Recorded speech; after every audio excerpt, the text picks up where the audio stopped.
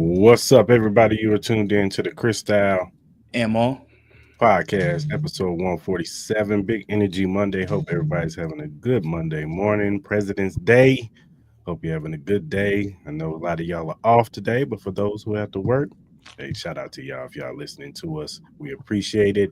We got a special guest on today to rock with us to talk about most of these topics today.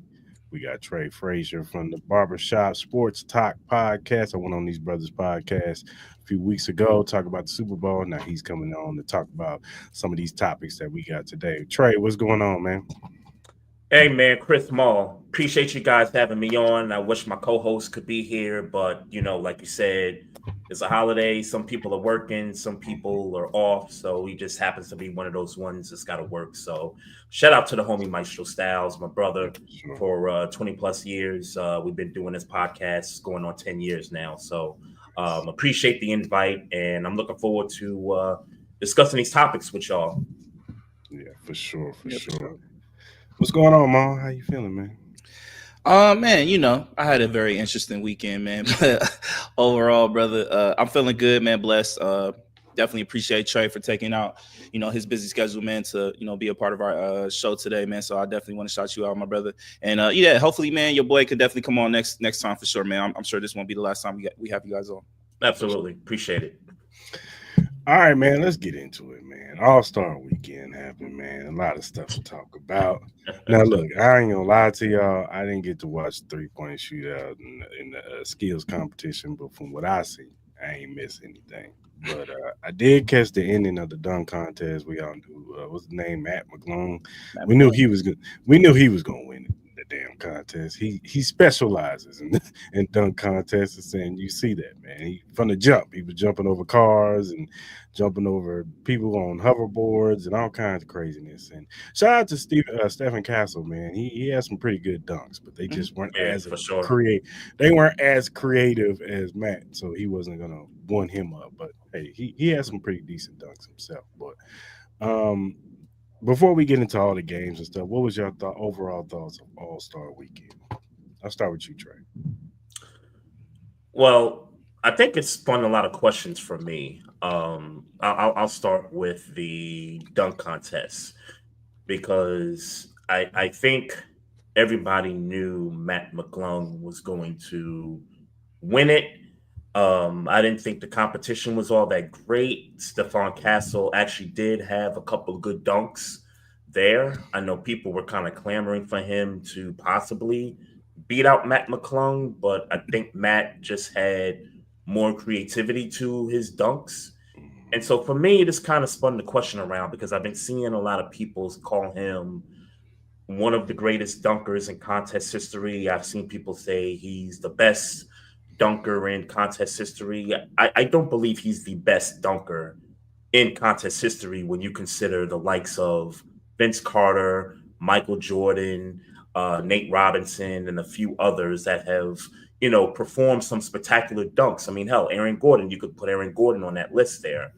I do think 10, 20 years from now, when you look back at the history of the dunk contest, I think you're going to think about somebody like Matt McClung, who was very creative with his dunks. I do think he is one of the greatest dunkers in contest history. I don't think he's the best. I'm curious how y'all feel about that. I'll let you go, Mo.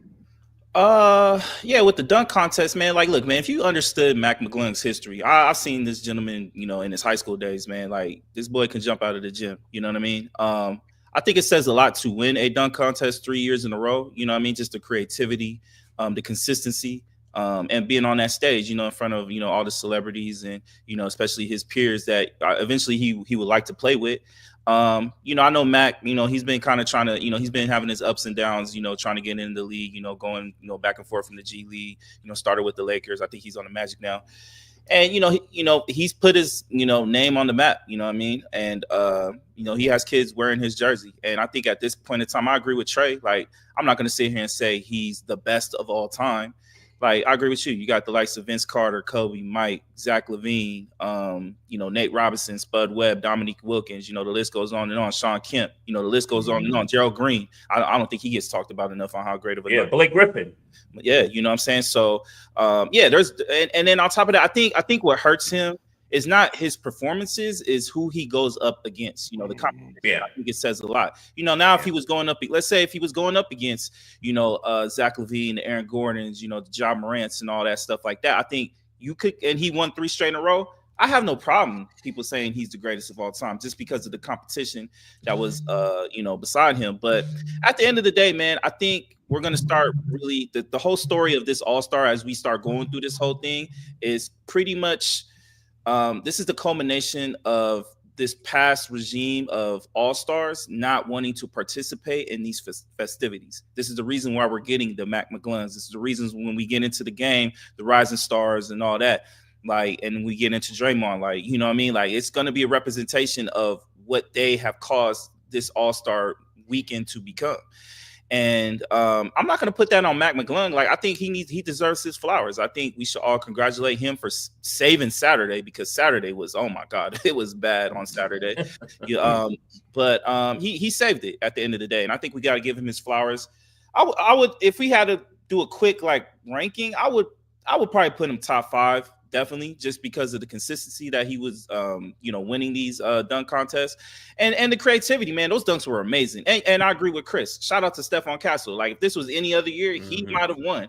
And I hate this whole conversation about using props and all that. Props has been used since the beginning. At the end of the day, that boy can jump. That boy has shown he can dunk without props. Right. Dude got hops. Yeah, and then on top of that, he did a Blake Griffin dunk, and then honestly, if you really look, he represented a lot of past dunkers, showing homage to those guys by doing dunks with certain props and certain things, so that shows that he's very a student to the game as far as what the past has been, and appreciating that in such a perfect spot in San Francisco.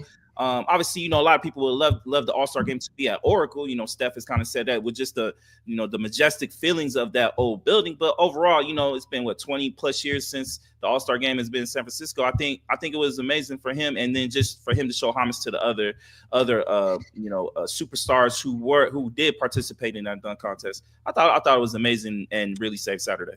And I think more importantly, he's finishing his dunks. Yeah. I think that's the thing that people don't. First try too. It's not even like he's missing first tries all around. So right. The other guys, I mean, what do you have? A minute and a half to complete a dunk. Those first 2 guys, with the guy from the Bulls, he couldn't get a dunk off in a minute and a half. So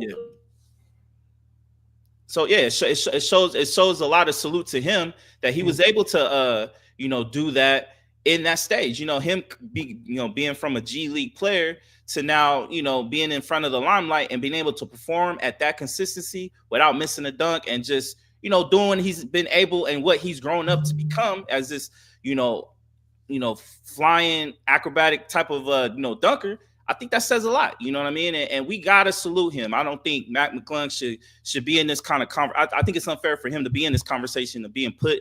I understand it, but I think it's also unfair because, now you're going to have people kind of critiquing and he don't deserve that. At the end of the day, everybody needs to just salute this young man and give him props for saving the last 3 years on these Saturdays, man. As I said, he did a Blake Griffin dunk way better than Blake Griffin. He jumped over that car and still had some inches above him. It was amazing. It was amazing to watch. Yeah, and you got to give appreciation to the kid because he takes it serious. These guys, it seems like even the dudes that are not superstars, did you not practice these dunks? Why is it taking you 2 or 3 times to complete this dunk? What was you doing before? You knew you was in the contest probably months before. What have you been doing, man? And then they get in, and I don't know if it's the limelight, the bright lights, they get nervous and they miss their dunks, but I'm sure you've been doing these dunks about 15, 20 times a day practicing. So I don't understand why these dudes be taking a whole minute. And that's the problem with the dunk contest. That's one of the problems with the dunk contest. It's just these guys, they look like they don't practice. They don't take it serious. Matt McGlunn looks like he takes it serious. This is what he knows this is his bread and butter right now, is putting him on the map right now, even though he's actually a pretty good player. He was an MVP of the G League, so he's actually a pretty good, basketball player. Yeah. But You know what I'm saying? He's using this dunk contest to build his brand, build his platform, and he takes it serious. Stephen Castle looks like he took it serious too, even though he missed that one dunk underneath the goal. If he had made that the first time, you know what I'm saying, I think people would have gave him a little bit more props. But he missed it the first time, but missed it the first 2 times, but then he got it the third time. So, but and then you see guys like John Morant, and, I forgot somebody else on Twitter was John like, Morant, "Oh, Giannis. I might join in next year." I'm like, man, shut up. Come on, man. We've been through this with LeBron, bro. We've been through this with LeBron, bro. Like, no, for real. I think I agree with you. I think a lot of that is I think these guys are just scared to get creative, man. You know what I mean? Like I get it. Like, you gotta throw away that fear factor. Like there's a fear trying to jump over this car because if you bust your ass, like that's all over prime time. You know what I mean? Like you gotta go in there not fearing the worst outcomes. Like at the end of the day, I'm gonna go do this. And that's kind of like why I blame LeBron why we're in this situation with this dunk contest, because it has been known that the stars have always, have been a part of the dunk contest, from the Michael Jordans to the Kobe Bryants to all these great guys that we have on high statures. Like some of these guys are on the Mount Rushmore of basketball, and they took their time to participate in this thing. And it's just like, again, it's going to show a mirror that the players need to look at themselves, is that you guys caused a lot of the issues that we are having in this All-Star weekend. Like they're acting like this is like a chore or something. Like this is a celebration of basketball. This is a celebration of the growth of basketball, the fandom. You guys is how well you played this year. This is not a chore, and it's like it shows a lot of spoiled behavior with a lot of these players, and it gets old and tiring at times, man. It's just like, bro, we're celebrating you. We're celebrating the sport. We're celebrating the history. And for us to continuously grow this sport and try to make it bigger than football, you're going to have to participate in stuff like this. Like, I know we like to compare and contrast with, the NFL Pro Bowl with this, but in reality is the NFL don't need the Pro Bowl. The NFL is peak sport in America right now. And the NBA is trying to catch up to that. So they need the All-Star game to produce and get more fandom. Like, yes, the NBA is more popular internationally, but if you want it to become the number one sport in America and take you to other heights that you've never seen, like, players need to understand you are making it harder for future players in this league to help produce and make this game bigger if you guys don't want to participate in it and act like this is a chore and some BS that you don't want to deal with. And it gets annoying at times. And I understand why people get turned off by that. Yeah, for sure. Now we can get into the game a little bit.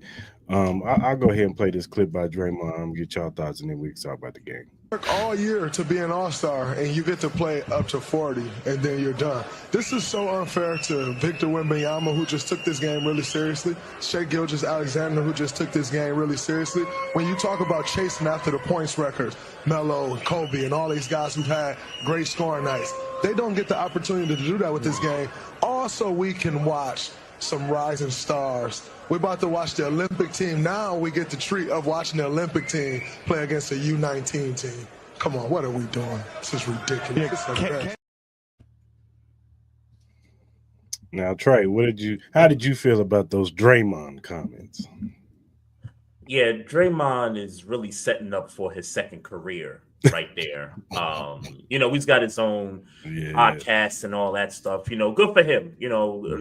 Not a lot of players get the opportunity to broadcast, be a podcaster, and be playing all at the same time. So, props to him for that.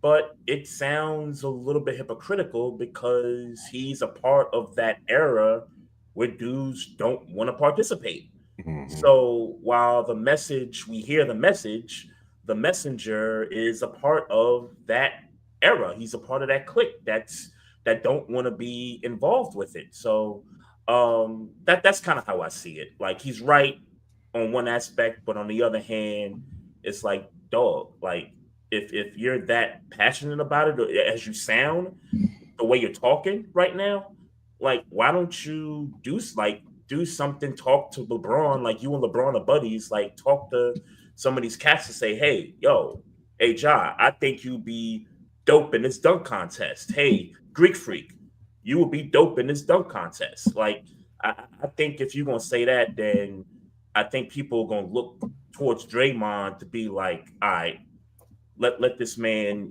go talk to these guys and see, what they're gonna do, and how it's gonna move forward. Yeah. What's your thoughts, Mo? No, I agree. I think I understand his sentiments, but it comes from the wrong messenger. And it's like, I get it. He's trying to get ready for his second career, but I think Draymond, in a sense, I think he's a good guy off the court, but his antics on the television screen and on the court are old. No, everybody gets tired of that. It's like he's trying to be the reincarnation of Charles Barkley, but just in a more ignorant and unsustainable way. Like, it's crazy to me. Like, you can't sit here and tell me that. And it's kind of the way he says things. Like, it's like he belittled these rivals. They didn't ask for this. They just are a part of something, and they're trying to make the best of the situation. And he's trying to like dogpile them like there's some like whack players. Nah, these are not whack. You think Amen Thompson is a whack player? You think Dalton Connect is a whack player? Stephon Castle and these guys are whack? No, these are great up and coming cats that are about to be in this league that are about to show why they're a part of this stuff. You know what I mean? But at the end of the day, like, he need to look in the mirror. Look at his best friend, LeBron James, and the way he handled the whole situation of him not playing. I thought that was crazy to me. Like, you could have allowed players like Norman Powell or Devin Booker have the opportunity to do it. You knew you was not playing, but you decided to show up last minute, throw this whole big scene, have the cameras take pictures of you, go around dapping up everybody. Then you want to go and take the picture without even putting on your uniform. At least Anthony Edwards and Giannis Antetokounmpo at least put on the uniform to at least respect the picture that a lot of these players are going in. And it's like, bro, you have the top player in the NBA literally disrespecting everything about the All-Star game. Like, the opportunity for other players who may not ever get an opportunity. You think Norman Powell is going to have another opportunity to try to make the All-Star team? No, let's be honest. He balling his head. You know what I mean? And it's like, I understand. And it's like, even with the format, I understand with the format that it's not the best, because it seemed like a lot with the game was a lot of intermission. Like, I didn't see enough basketball. I wanted to see more basketball. Like, I love the intensity. I think that we saw the most out of it. I thought we saw people actually trying. I love that part. Like, the basketball that we did get was amazing. But I don't want to see Kevin Hart talking on the side all the time. I don't want to see Mr. Beast trying to ruin a kid's chance to win $100,000. Shout out to Dame for kicking old boy off. Homie was getting annoying with that. Yeah. But like Draymond Green, as Trey said, look in the mirror, guys. You guys are the main reason why we're in this situation, and the NBA got to throw stuff on the wall and hope it sticks at this point, because y'all don't want to participate in it. And it's a slap in the face to everybody that came before you. Everybody. You want to talk about like, working hard. Well, all those players in the past, the Bill Russells, the Archibalds, the Jordans, the Pippins, the Rodmans, the Tim Duncans, they put all that hard work to try to make the game the way it is. And you guys go in here and sorry, excuse my language, shit on the product. You go and say, oh, the game is boring. Oh, this All-Star game, like, this is trash. Well, we'll find resolutions. If this is trash, find resolutions. And then on top of that, Steph Curry was one of the players that talked to Adam Silver to suggest this idea. So the person you play with suggested this idea. So you talk to your boy. Like, make it make sense. Like, Draymond, like, I try to like old boy because I know outside off the court he's a really good dude. Yeah. But this TV persona, him trying to act this like tough guy, and he's authoritarian or whatever. Like, it's old and it's played out, bro. Like, and you dissing players, it doesn't help move the product of the game. It just diminishes even more. Like, if you're a new consumer, Trey, Chris, and you turn on your TV, like, yo, let me check out the All-Star game, and the first thing you see is Draymond spaz on the product. What is going to be your first? Like, he buried the product. He pretty much buried it. I don't want to. If one of your own star players is telling me this is trash, why am I going to take the time out of my day to watch trash product when I could go watch something else or go do something else? Like make it make sense, man. I know Adam Silver was seething watching that video of Draymond. Yeah, he probably was finding a way to suspend him. So I got a question. So is the reason LeBron is getting so much smoke because Ant-Man didn't play, right? He didn't play, and Greek Freak didn't play. No. So I'm just trying to figure out the differentiation between how much smoke LeBron's been getting versus those two guys. Is it because those two guys were already on the injured list, or those guys were announced that they weren't playing, but yet they still number one, they still showed up on time. They didn't wait to the day of. They still participated in the interviews and doing all the festivities on in the city and all that. And you're LeBron James. You're still one of the top faces in this league, like in the most important weekends of the year. And it's not like we see your face in the NBA. I'm a Laker fan. It's not like we seen your face in the NBA Finals. Like we haven't seen that at all these last couple of years. And then on top of that, it's like you can't even do the simplistic things of showing up on time. Or if you're not going to play, allow another person to take that. It's not like you're going to lose that all-star count. You're still going to be 21 as far as like all-star selections. But give a Norman Powell an actual chance to participate in something that he may never get a chance to do again. And then on top of that, you show up a couple hours before the game. You show up in your regular street clothes, just dapping people up. Then you go take the picture without the uniform on. Like you just that picture looks ridiculous, bro. Like really? Then you go on the sideline, you sit for 10 minutes, and then you dip. So what was the whole point of you showing up? You didn't even stay for the whole game. So why even show up and bother, bro? Like these are the things that irk me with LeBron. Like, bro, everything has to be evolved. Like, you got to be the center of attention for no reason. Like, bro, we know you LeBron James. We know who you are. We know you do this. We know you the king. We know you get compared with Michael Jordan as the greatest of all time. But, bro, what is the whole purpose of you doing this?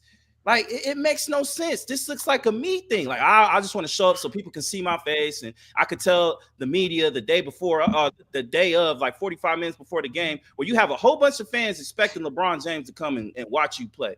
You know what I mean? And then you go on a mic 45 minutes before the game talking about, to let you know, 15 minutes into this interview, I'm not playing, just to let you guys know. Like, what about, like, those All-Star game tickets ain't cheap? Why do you think that All-Star game was not sold out? Like, I saw a lot of empty seats in that arena. Yeah, I saw that too. I'm like, bro, these players don't think about stuff like that, man. Like, I'm sorry. Like, LeBron, you've been the face of this league. This is on you, my brother. You're supposed to be the gatekeeper or the person that elevates this sport. Tell me what LeBron's done to elevate this sport besides helping himself out. Let's be honest. Let's have a real conversation. What has LeBron done to help this game out? I'll say this. I don't know how much solely he's responsible for this, but a lot more guys that we don't consider, max players have been getting max money, or even some of the lower tier guys that haven't been getting the deals that they, that you would have gotten years ago. Mm-hmm. They're getting those deals. So I think in that respect, I think LeBron has kind of paved the way for some of like Scotty Barnes. And look, no disrespect to Scotty Barnes, but is Scotty Barnes really worth $255 million? No. So I think you have that. I think he's changed it into a sense where he's allowed other players to kind of speak up for themselves and to be able to get more, get overpaid. Look, it's okay to be overpaid sometimes. Like you feel like you feel like you're worth more than what what you make. So I think he's done that, at least for the culture of players getting contracts and things like that. All right. I hear what you're saying. I would probably have to disagree with you because I think that money was going to come regardless. I think the only thing LeBron has ever done is he's established of being I guess more. He's kind of opened the ability of switching teams, and I guess people accepting big time players switching teams. Yeah. You know what I mean? I think that's the main impact he's had. Us seeing these big time trades and players asking for trades and certain. So I think he's been the key cornerstone of that. I think a lot of players have been trying to mimic what LeBron has done. Let me take these short time contracts. After that whole Cleveland stint. Yeah. After he lost to Detroit Pistons, he went to Miami, stayed there for a couple years, went to Cleveland, signed a little 2-year deal to keep his options open. Players want to kind of be like that. That's the only impact he's had. Besides that, I think Steph Curry has more of an impact in the game as far as growing the game. Like, yeah, you got a lot of LeBron James fans, but LeBron James, like, yeah, he goes to the All-Star game, but he never really participated in the dunk contest. Half the time we hear about LeBron James, it's always some passive aggressive stuff on why he can't win a game. I need y'all to trade my players so I can actually win some. Like it's always a controversial thing with LeBron James. And it's like I'm not like dumping on him as his player. We all know his greatness.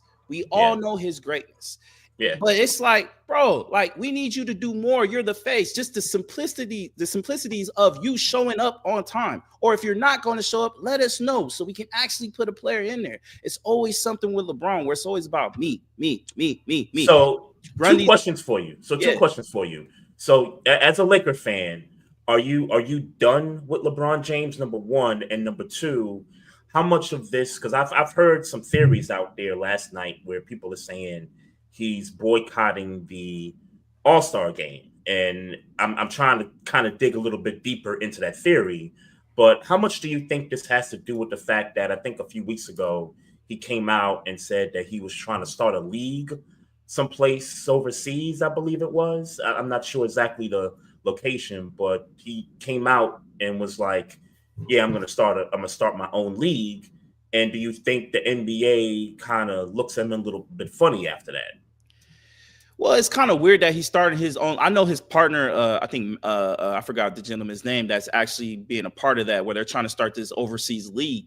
But it's kind of funny because LeBron James is the first person talking about, like, I want to own an NBA team. He wants to own the Vegas team. He's come out and said that multiple times. Yeah. So I don't think that's the issue. As far as like me being tired with LeBron, Cris knows this. I'm tired of LeBron. I'm over the LeBron experience. Like I get it. He's still producing at a high clip, but he's 40 years old, man. It's like there's only so much you can grab in your bag and bleed the NBA or the Lakers dry. Like the Lakers made the decision. We're going after Luka. He's our future. You're not the number one anymore, brother. You're not. And it's like, I feel like, I don't know if he's having like this identity crisis or something where he's like, damn, I'm not the top tier guy no more in my organization. So maybe I got to just prove that I'm still the dog in the NBA or whatever by just, showing up the NBA by, coming up last minute. It's just like, bro, that act gets old, bro. It gets old. It gets to a point like, bro, why do you even need to do this, man? You solidified yourself in NBA history. What is the ultimate goal for LeBron James to undermine the NBA or to do some wild stuff like it? Like Trey, like, does that make sense to you for a 40-year-old LeBron James who's literally going to be always considered the number one or number two greatest player of all time? You have your championships. You have another opportunity with Luka, depending on how the situations go with this season. Yeah. So it's not like you're having a losing year. And you got your son in the league. What more else do you want as LeBron James? You're going to get an NBA team. The NBA has done everything to make your life easy. They've given you everything. These organizations have given you everything. They bleed their resources dry for you. When for a chance are you going to help the NBA be up? Like, when are you going to do anything besides always do everything about yourself? Like, it gets time he got to look in the mirror, bro. And it gets old. It really does. And I'll be trying to talk to LeBron fans about this. It's like talking to Drake fans. Like, they just don't get it. And it's I don't know. I don't know what it is. I get you're going to run. I know you're going to root for your boy. I'm not telling you not to root for your boy, but you got to understand. Like, I understood Kobe. I'm the biggest Kobe fan ever. I understood his faults. I understood he wasn't easy to work with. And, he did some things on the court that you wish he would have did better. Some off the court decisions that you wish he would have did better. I can acknowledge that. Why can't LeBron James fans acknowledge, bro, sometimes he's a little into himself a little bit too much, and he needs to just open his eyes up and just relax, chill. You've done it. He on his Aaron Rodgers tour right now. Yeah, for real. Like, bro, come on, what are we doing, bro? Like, come on, man. And Draymond ain't no better. Yeah, for sure. All right, fellas, let's talk about these semifinal games, and then we'll get into the finals. Honestly, the semifinals was better than the finals game. The final game wasn't even close. But you had Team Kenny versus Team Chuck. I think Chuck had the global stars, and I think Team Kenny had the young guys. Team Chuck won 41-32. It was a pretty good game. Went back and forth, but like with a minute 29 left in the game, Darius Garland hit a 3-pointer to get him 32-39. But then Shea Gill hit a two-footer to win the game 41-32. Maul, what was your thoughts on this game overall? I thought it was good, man. I thought it was a good game. I said you kind of start again the feeling of, because everybody had the questions like how this is going to look, how's this going to work. And overall, man, I thought it was a competitive game, man. It looked really good. You know, you saw the defensive skills from, Wemby and Shea and all that. I thought it was a really good game, really competitive game. It just kind of helped, get it started, as far as like us getting into the groove of what this was going to look like. What about you, Trey? Yeah, I thought the competition between the young guys and the global guys, I thought I saw some of the best intensity, the best, competition of the three matches. I thought that was the one where you saw guys, defending a little bit, towards, the team scoring 40 points. I thought that finals game was just, and look, for anybody that didn't know, I always knew that any team that Steph was going to be on was going to be the ultimate winner. He's at the crib. So it was only right that, he got the All-Star Game MVP, that, he was the one to be recognized because it's in his building. So I had no doubts about that. I was just more concerned about and look, I didn't think the young rising stars, I really thought they had no chance to really get into that conversation toward the end there. But between the young guys and the global guys, it was some good basketball. It was better than past All-Star game performances for sure. Mm-hmm. Yeah, and then you had, of course, Team Shaq versus Team Candace. She had the rising stars. Team Shaq had the OGs, like Trey was talking about.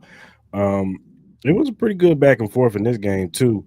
The young guys weren't going away.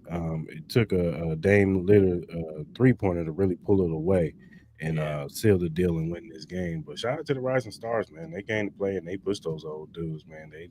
They weren't going away with a fight, man. The old dudes had to play. With their food for a little bit there toward the end. That was definitely the best game of the night for sure. Yeah. So it was a pretty good game. What was your thoughts, Mo? Nah, yeah, I thought it was the best game of the night, man. We got to shout out to those young guys. I know a lot has been talked about their participation in the game, and they showed out. You know what I mean? I thought it was very impressive. They held their own for what it was. They competed. They got the best out of the old OGs as they stated. So it was a really great showing. I think this was definitely the highlight of Sunday for that night. Yeah, for sure. I think to Draymond's point during the game, where he talked about some of the guys that aren't all-stars are in the game and talking about how it's not fair that some of these guys' nights are over, by the time the whole thing ends.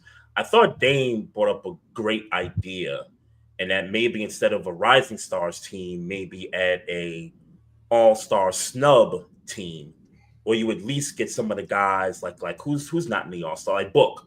Like Book could be on the all snub, team. Some of the other guys that were closer.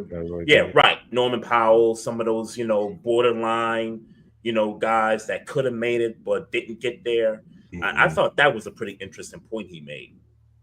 It was I wouldn't mind it. Like I didn't mind the Rising Stars, but it still goes against his saying though. Like, did they earn an All-Star? You know what I mean? It's that's true. It's the same thing though. It's like, all right, so now we're gonna award guys that didn't deserve the All-Star. Like, Draymond's gonna be like, sorry, Norman, you didn't make the cut. Sorry, Book, you didn't make the cut. Like, that's why like with his hard to find line with it, it just really impedes everything that he says. Like, you know what I mean? Just like if you're gonna put that hard line, then you can't have an all-star snub team because you guys are snubs. You know what I mean? He's gonna look at you like, yo, it's crazy. Why are you here? You know what I mean? So I don't know, man. I there's so many different. Do you think it would be better just to do USA versus international?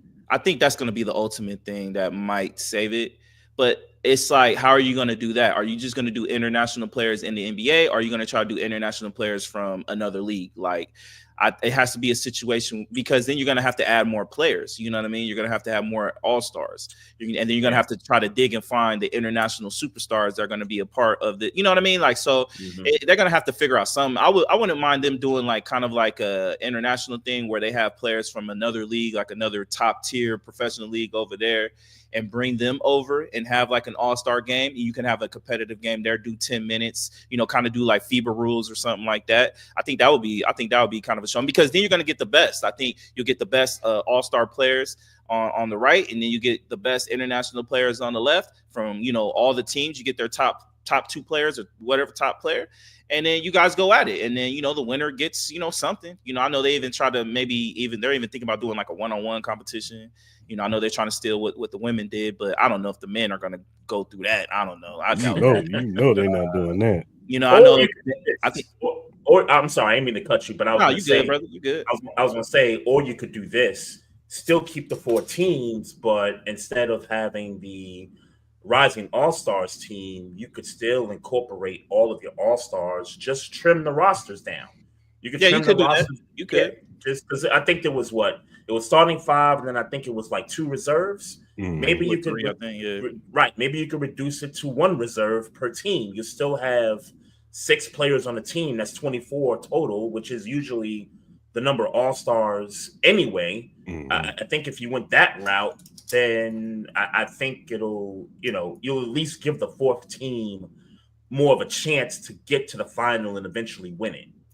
I actually don't mind that idea. I actually like that. Like, you do that. I think even add an extra 2 all-stars. Like, what is that going to do? Like, Norman Powell could have easily been an all-star. No one would have argued. Devin Booker could have easily been an all-star. We were already complaining about Kyrie Irving and Trae Young. Just add 2 extra all-stars and then do the 4 teams. Then everybody has at least maybe 1 to 2 reserves or whatever the case may be with the numbers. Yeah.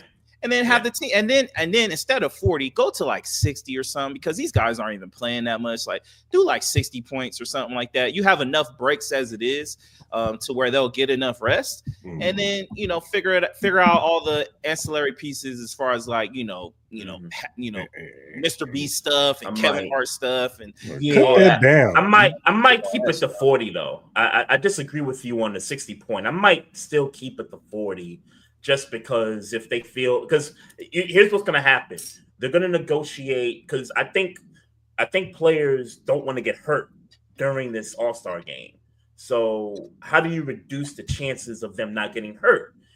Keeping the score, you know, the same. Keep it to 40. Don't move it to 60, because that increases the chances of players getting hurt. So I would keep it at 40, but you do the semifinals at 40 and then increase it in the finals? Maybe you could do that. Yeah, I'm sure, because they gotta have some TV time, I guess. Yeah. But here's my thing with the whole "I don't want to get hurt" thing. Like, bro, y'all play harder in the summer.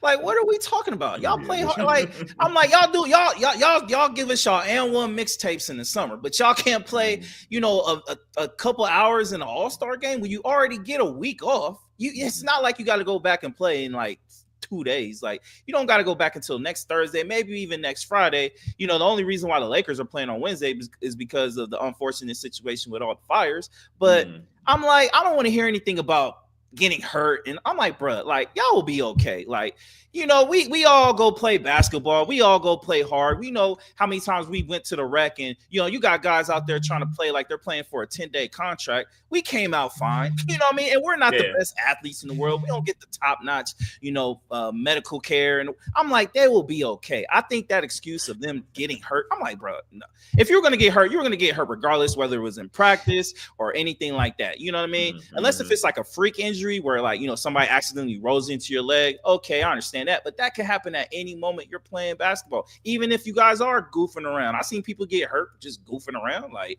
even with Achilles injuries, you don't know when that's gonna go. It just happens. Right, you know what I mean? Yeah, it would suck if it were to happen to somebody in the All-Star game, but it could have happened yesterday if, you know, just by pushing off. You know what I mean? So I don't know, man. I think these players get into their head about not trying to get hurt and stuff like that. Maybe because these players are just as delicate as they've ever been in the history of the NBA. And I think a lot of that goes in tie with AAU basketball and just the amount of basketball you're playing as a young kid.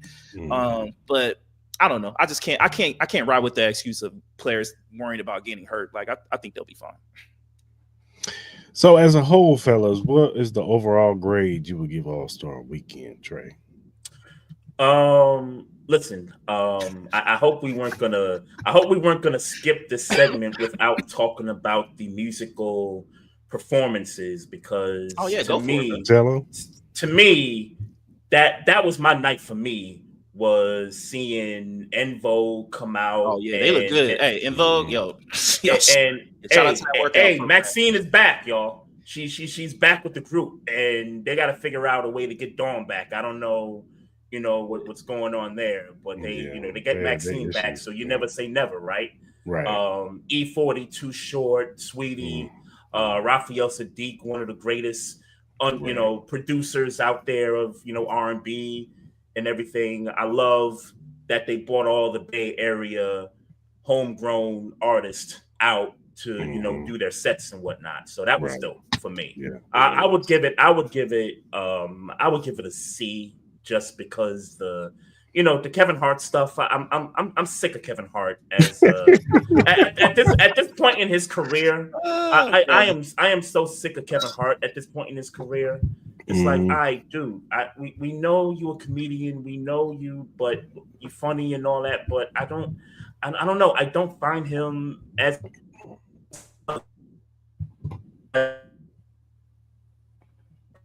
breaking up. Go ahead, Mom. Yeah, man. What would I say? I agree with him. I think I would have loved it for Raphael Sadiq to get a little bit more vocals. I love Raphael Sadiq. I love that. En Vogue, again, as I said, shout out to y'all. Y'all looked amazing last night. Yeah. Y'all looked amazing. Y'all women looked amazing. Beautiful. Very, very beautiful. It was good to see E40, Too Short. I wish Larry June would have showed up. I don't know if y'all familiar with Larry June. I love Larry June. I wish he would have showed up. He's like the biggest, hottest young artist out in the Bay right now. I would have loved for him to get a little bit of shine out there. As far as like LiAngelo Ball, like, look, man, LiAngelo, like, I'm not expecting him to give us like a top tier performance, but I still do vibe with the song. I'm not saying it's the greatest song of all time, but it's a bop. I enjoyed it on Saturday. I don't know why people are hating. I think they just hating on the Ball brothers. But overall, man, I think the conversation around the basketball was an F. I think they could have done a lot better as far as like building the game up. I think Draymond did a lot of damage to the game by his conversation. So I would give that an F. I would give the ancillary pieces around the game, I would give that like a D minus C. I didn't care for too much of that. Mr. Beast, that was whack for you trying to get my man to miss that ball. Shout out to Dame again for trying to get him away. I thought that was mad corny what Mr. Beast did. But shout out to the young man for hitting it on the last second. That was dope. That was dope to see. That was an A+. The games itself, I thought those were an A. I give them an A just for the competitive nature and for what we've seen. And the last game was a little bit of a dud because I expected a little bit more. So that did suck. So maybe a B+. I might dock it for that. But overall, maybe I give it maybe a C+ overall after going through all that. Yeah, I agree with y'all. I'm at a C, man. Matt McGlung doing the dunk contest, his creativity. He saved that day on Saturday for sure. And then the games, all the miscellaneous stuff. Yeah, the concert, they have the show and all of all this, Raphael Sadiq, E40. Those are always going to be great. They're always going to boost the weekend up. But as far as the game itself, which is a C. I thought the semifinals was better than the actual finals. I wish we would have got that in the finals. But, yeah, I give it a C, man. They're going to have to take this and build upon it. Maybe cut, like Trey said, Kevin Hart. Like, we get it. We Yeah. might need to cut your mic a little bit, boy. You don't need all Bring the somebody time. else in with like I like Kevin Hart, but like we've seen enough of Kevin Hart hosting. That's what it is. That's what it is. We just seen too much of him. He's Yeah, not like, funny. maybe. He's not funny to me no more. Like you could have had like Drewski or maybe get one of the younger guys involved in it. You know what I mean? Help like the young audience get more involved. They're gonna have to start going. I wouldn't be surprised if you saw maybe Drewski or maybe Akai Sanat do it. If they're gonna have another host, maybe one of those guys do it. Those guys are kind of like blowing up right now. And the tribute too. I think the TNT tribute to the Inside the NBA guys. I think people got thrown off by that because that was actually in the middle of a timeout. That wasn't like between. That was random as hell. That was random as hell. Right. It took so long. And look, I love those guys. And TNT has been a staple with the NBA, and we know what's going to NBC next season. But that was a little bit. It was a little bit too long. And yes, those guys will be. Saturday. They could have did right. They could have did that another time. They could have did it between the matches instead of doing it during or doing it in the beginning. Like doing it in the beginning where everybody's you know what I mean? Everybody's getting situated. We're getting ready for the national anthem and all that, and bring those guys out. Like I thought, whoever did the programming planning for this show they need to get fired. That was egregious. Or in the playoffs, in the whenever the last game they air during the playoffs. I think it was more so. I think it was more so that this was going to be their last All-Star game that they're calling, because I don't think they're going to be retiring. I think they're moving to ESPN for their show, like when they do come on. But I don't know. It was just weird. It was just a weird moment. Yeah, it was. It was. All right, fellas, let's move on. There was an album that came out last Friday. Drake and Party Next Door dropped their album, Some Sexy Songs for You, on Valentine's Day. Towards the ladies, I'm guessing. Ever so controversial album, because everybody's been waiting for Drake to drop some project since the battle with Kendrick Lamar. We wanted him to finally move on and make some more music and just move past the battle, man. You know what I'm saying? Yeah. But so the album is dropped, and it's mixed reviews. You got people who think it's a good album. You got people who think it's a horrible. There's no in between. It's more so just it's bad or it's good. But Trey, did you listen to the album? If you did, how did you feel about that? So I didn't listen to the entirety of the album, and I'm not gonna front.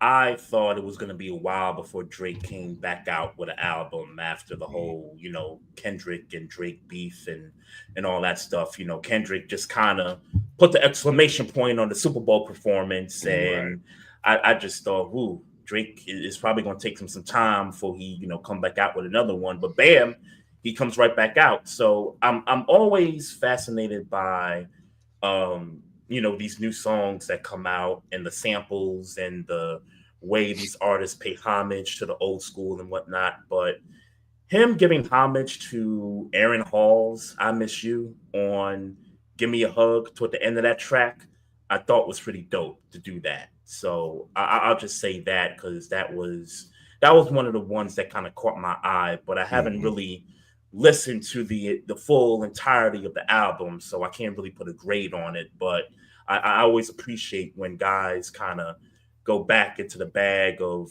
some of them old school tracks and kind of, mix it in and blend it in with the new production these days. For sure.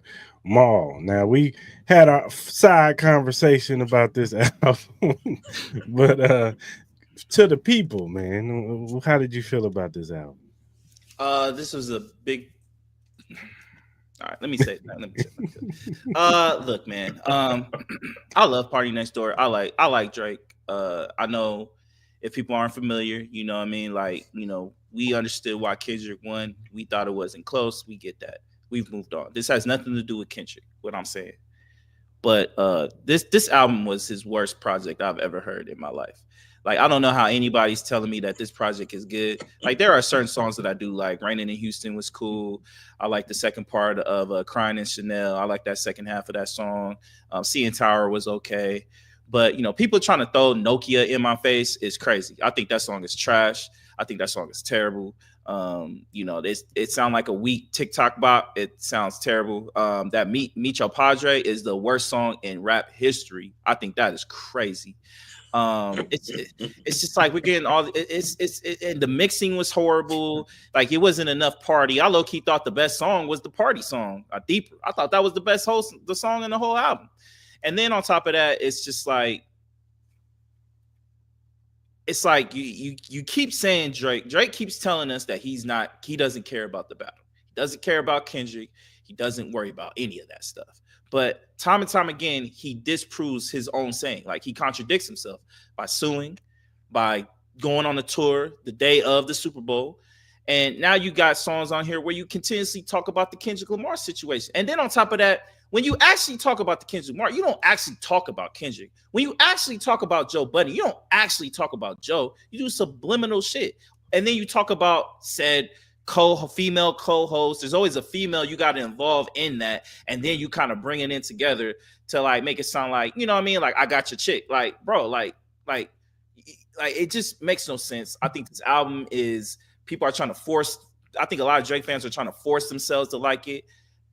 Because of just the whole situation of just what their number one artist has had to go through this past year. And it was a really bad year. And I really wanted this album to be really good because I like a lot of Drake and Party Next Door songs, but I was just highly disappointed in it. And if anybody's going to sit here and tell me that this album is like the best, like you got certain people are literally saying this is the best album they've ever heard. Like that is crazy to me, bro. That is insane. This is not album of the year. I think The Weeknd had a way better album. The Larry June 2 Chainz album was way better. Like it's not even close. I think he needs to try again. I've always said that Drake needs to kind of like just take a backseat, take a year off, rejuvenate yourself, get back in the flow, because this is like something like, I'm sorry to keep going, but these aren't even the best R&B Drake songs that we've heard. It doesn't sound anything similar to some of the best Drake R&B songs we've heard, like from, like Crew Love or, Feel No Ways and, Hold On, We're Coming Home. I'm like, yeah, Passion Fruit. Like you think those songs are matching up to any of those? Like that's insane, bro. Like, come on, man. And I get it. You're just trying to find something so you can just Drake, OVO, we're number one. Like, I get it, but nah, bro. Nah, don't do it to this album. You could have did that for All the Dogs. I would have gave you a little bit more credit for that, but not this album. No, that's crazy. That's crazy. Yeah, like Mo said, the best tracks to me was the Deeper track and the Penny Dilemma. That old girl, I want to hear more of her. Like, those are the two best tracks on the album. Give Me a Hug was cool. The first part, he was spitting. I'll give him to that. He was ripping on it. Trey, I'm gonna be real with you. I ain't like the part where he did the Aaron Hall stuff. I just thought it was like, oh, okay. I guess because of how it started versus and then kind of going into that. I feel you. Like, I feel you on that. I feel you on that. It's just it caught me off guard too. But I'm like, all right, he paying a little homage. Not a lot of people in this generation know who Aaron Hall is. Yeah, I agree with you on that. But it was just like, he going. It was like, Aaron Hall, I miss you. Okay, all right, whatever. And then it was just like what Maul said, the Nokia and the Meet Your Padre. I don't know what Drake was trying to reach for. Those sound like some generic ass songs to me. Like if I'm any Latin descent or whatever, I'm offended. Meet Your Padre. Like, are you trying to cosplay us right now, man? You trying to parody us or something, man? Like, what are you doing? And then the Nokia song is just bad. It's like a reach for a TikTok, like Maul said, a TikTok moment, in which he'll probably still get it. Somebody's gonna do a TikTok to it, because I've heard people who like that song, and God bless you. But I don't know, man. And me and Ma have talked about it. We just felt like dude needed to just go away. If I was him, I'd have just put an Instagram post. I'm on vacation. See y'all in the summer. See y'all in the spring of the summer. Yeah, that's what I thought he was gonna do, though. I thought he was just gonna wait until maybe summer of 2026 to drop something. Yeah, he should have went away. Just let Kendrick have his moment. Let him have his time. It's him. He about to go on tour right now. Like it's like it's his year, man. And it is what it is. Question for y'all. Yeah. What do you think Drake will ever grace the Super Bowl halftime show stage? Because he's got the catalog to do so. He does. Well, from his saying, he had multiple opportunities to do it. So why are you going to do it now? If you had the opportunity, number one, I don't believe that story. Like that story that's being told, you're not turning the Super Bowl down. I don't care who you are. Like Michael Jackson didn't turn it down. Beyonce didn't turn it down. Like Eminem didn't turn it down. Drake, you're not bigger than music, my brother. You're doing the Super Bowl. Like there's no ands, ifs, buts about that. Like so, I don't believe that story. I don't know. I really don't know. As long as it's under Rock Nation, I'm gonna say no. As long as Jay-Z has anything, I'm gonna say no. I was gonna say the relationships and relationship with UMG, like a lot of relationships are gonna have to be mended for me to actually believe that there's a chance. Like I think Drake deserves to have his opportunity to be in the Super Bowl. He definitely deserves it. But I don't know. I think there's gonna have to be a lot of relationships mended. There's gonna have to be a long conversation with Jay-Z and Lucien from UMG for I think Apple Music. You know what I mean? Like he's done a lot of stuff to undermine Apple Music. He's done a lot of stuff to undermine UMG. He's done some stuff to Jay. We know all the little disses that he's done to Jay. So there's gonna be a lot of mending of relationships for him to have the opportunity like that. Right. But what do you guys make? What do you guys think he sells at? You know, you got a lot of people that are kind of rumoring that, you know, you got people saying he might sell as low as 120, which would be kind of like eye popping for a Drake artist, for a Drake, you know, album. And then you got some people that think he might do his average, you know, 300,000 to 400,000. Where do you guys think he sells at? If you guys had to take a guess. I'm just throwing a number out there. I think he does about 350,000. Okay. In that first week, yeah. I used to be sewing to this stuff 20 years ago. Yeah, I know. You know, Billboard. With Billboard, when the album came out, what they would do the first week. Now, you know, things have kind of changed. And, the streaming, you know, streaming and all that. So, yeah. About you, Chris? Yeah, I'm with him. I think he does the 3. He gets to the 3s. I mean, people are he's Drake, so his name is going to sell alone. Yeah. You know what I'm saying? He's got a big fan base. So regardless of, you know, how, you know, everything went down, he didn't lose that fan base. You know, maybe some people look at him a little different, but other than that, you know, especially the women are still going to buy his album. So he's going to do 3. I'm going to say that he does around like 2. I think at the end of the day, I think he'll still sell. I don't think he'll sell like what he normally does. But I just think people are trying to hype us up on these YouTube channels and these TikToks trying to tell us that this album is good. Like the numbers are going to say a lot if they really believe this album is good, because they're going to go and purchase this stuff. Well, like, you're not going to just waste your money on some trash. If the numbers do bad, they're just going to blame it on Party because it's a quoted as a Party Next Door number. Sir, they ain't doing that because it's a Party Next Door album. Nah. This is a Drake album. Leave Party Next Door out of it. Like at the end of the day, I agree with certain aspects where I believe like these are a lot of like Drake Lucy's that he probably just asked Party Next Door to just hop on. And then, you know, he picked a couple songs, you know, that, you know, he thought, you know, because like it just like Party Next Door is barely on this album. How are you calling this a Drake Party Next Door album when he probably has maybe like a total of maybe 20-25 minutes of Party Next Door on this, like with 21 songs? That's like, it's kind of crazy, but I don't know, man. I don't know. Drake, try again, brother. Try again. Yeah, for sure. All right, man. The Basketball Hall of Fame finalists were announced the other day. I'm gonna bring up this list. Boom. Share.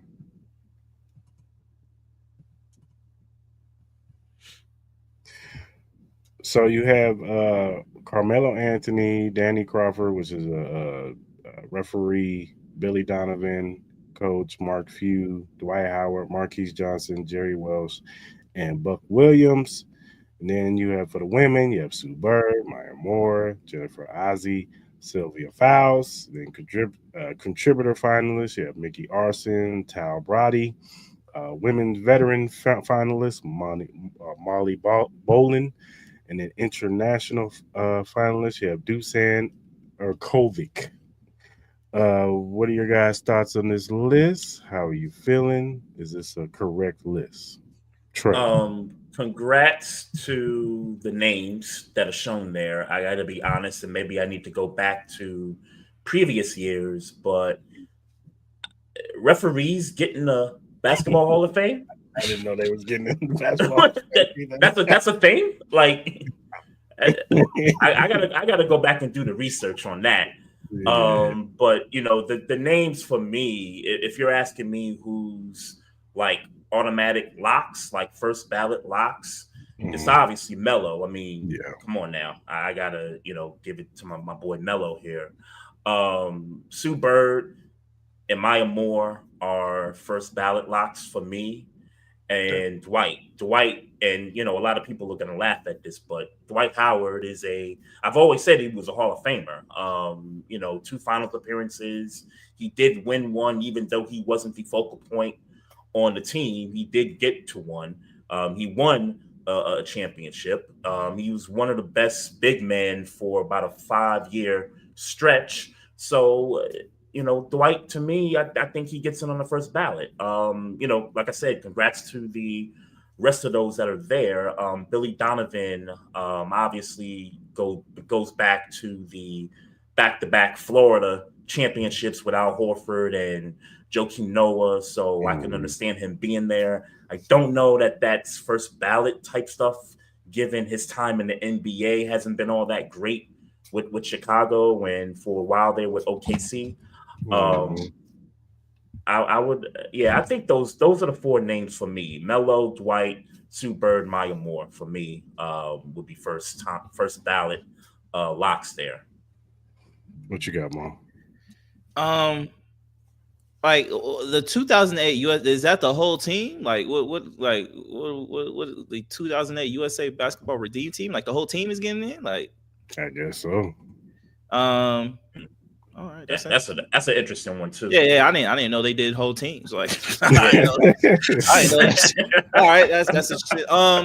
I agree. I think Carmelo Anthony is easily a first ballot Hall of Famer. I think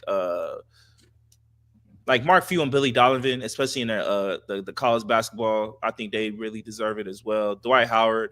Do I think he's a first ballot Hall of Famer? I don't know if he's first ballot. I think he'll get in. I don't think he'll be first ballot. I think Maya Moore definitely deserves to get in. I think all those ladies really deserve it. Sylvia Fowles, all those ladies, I think they really do. But yeah, I think I agree. I agree with Trey for the most part. I think those will be the names that end up getting on there. And then I said I agree with him. I didn't know referees got it. But hey, shout out to them though. You know what I mean? That's crazy. Yeah, no, shout out to them. They are a part of basketball. They are a part of some of the history for sure.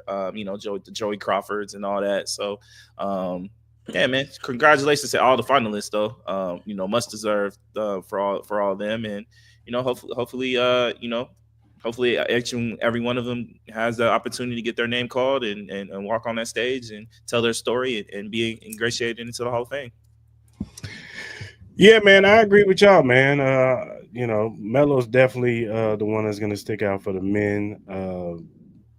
As far as Billy Donovan goes, I know they the Hall of Fame is for the whole totality of college and pros, but his pro career wasn't all that great.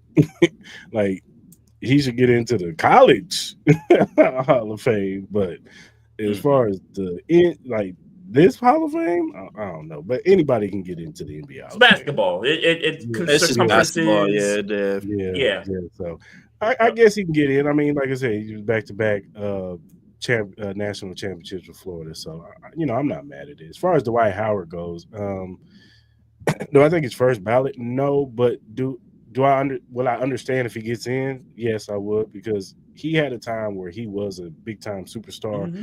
Those dunk contests that he was in, those were some of the better dunk contests. We can go back to him and Nate Robinson going back and forth. He beat LeBron to get to the final. Yeah, for sure. So you got to give him his props on that. You have your problems with him as far as his hard work and some of the things. He probably could have been a lot better in certain instances, but he still was a superstar when he was in his prime. So you got to give him his props on that. As far as the women go, Sue Bird, Maya Moore, you know, you can put Maya Moore on the Mount Rushmore of women basketball because she won at every level. Facts. She won at every level, and she left too soon. Like she probably would have won like 3 more, 4 more. I think some people hold it against her that she left the game too early. Yeah, that's ridiculous. Like, she won. She would have been the greatest of all time. She would have been the greatest of all time. Yeah, it's like she won one every other year. Like, if she stayed, she probably would, like I said, she probably would have won more. So, she definitely is a shoe-in. She got a black man out of prison. Yeah, like, for sure. And then married him. That's a true love story, right? And had a kid. And had a kid. Right. And had a kid. Yeah, like low key. That should definitely be like a Tyler Perry movie. That's Hall of Fame worthy enough for me. Not for real, 100%. 100%. And they hate her for that. they blaming dude. Like, what do you want him to do? Yeah, she definitely has one of the. She definitely has one of the careers like what could have been if she would have stayed. You know, kind of like the Andrew Lucks, you know, the Bo Jacksons. You know, just the what could have been if they were either stayed, been healthy, or whatever the case may have been. You know what I mean? Like she. But unlike them, I'm about to cut you up. But unlike them, at least she won.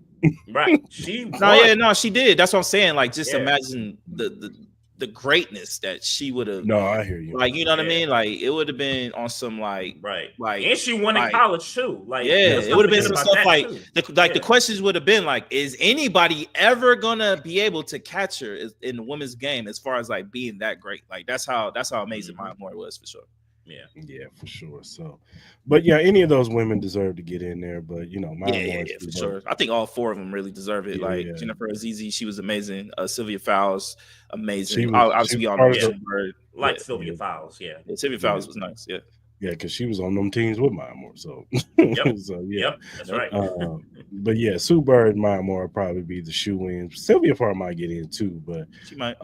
It depends on how they feel about these men, especially the Danny Crawford guy. Like, I don't know if he gets in over some of these women.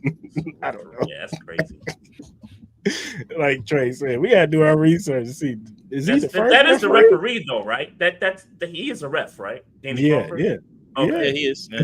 He is. Okay. Unless there's a Danny Crawford that we don't know about as far as like a basketball player. But shout out to Woj though. Shout out to Woj too. You know, I mean, he got the Kurt Gowdy Inside Award, man. Shout out to Woj, man. Yeah, you know what I mean? Yeah. Shout out to him. Yeah, Clark Kellogg. I see his name up there. Yeah, Clark Kellogg. That's dope.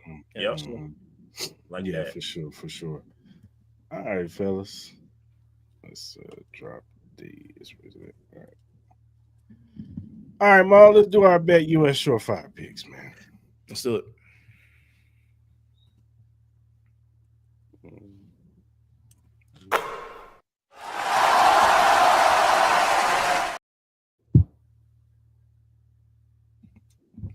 All right, man. What you got?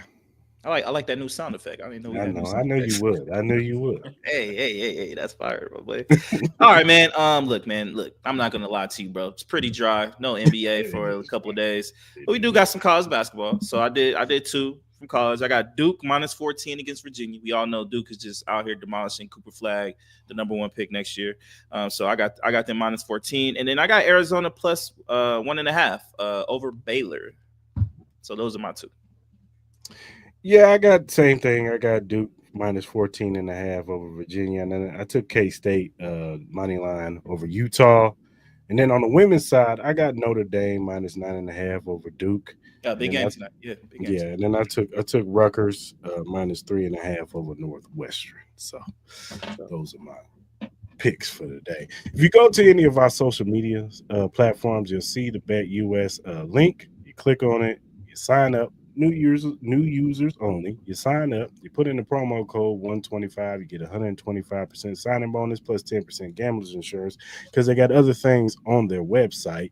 And that means you get 3 risk-free bets on your first 3 deposits, $100 up to $5,000. So if you bet $100 on your first 3 deposits and you lose, you keep your money. So you can win some money, or you bet your first 3 bets, and you can still keep your money. So go over there, sign up to BetUS, tell them Chris Delamont sent you. Yes, sir. our BetUS Surefire picks.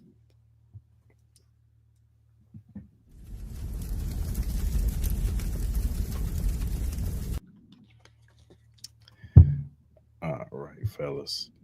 All right, now Bill Simmons was on his podcast the other day, and he was talking about Cooper, Flagg, and OKC, and they got a whole bunch of picks that they have accumulated, and everybody talks about these picks.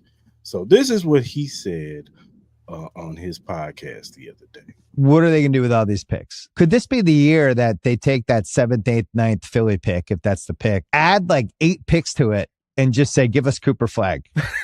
Here's the all-time mother load of picks. Let's say Charlotte gets the first pick and just get a war chest of the all-time most picks ever in a trade from OKC just to move back 6 spots. You'd have to have like a 4-hour meeting about that. I feel like Cooper Flagg's really good, but you'd have to really think about it because it's not a Wembanyama pick. And if you're OKC, I think you would also have to really think about it because what the Thunder need more than anything are cost-controlled players, really good players on cost-controlled salaries. Their roster is about to get very, very expensive very, very quickly.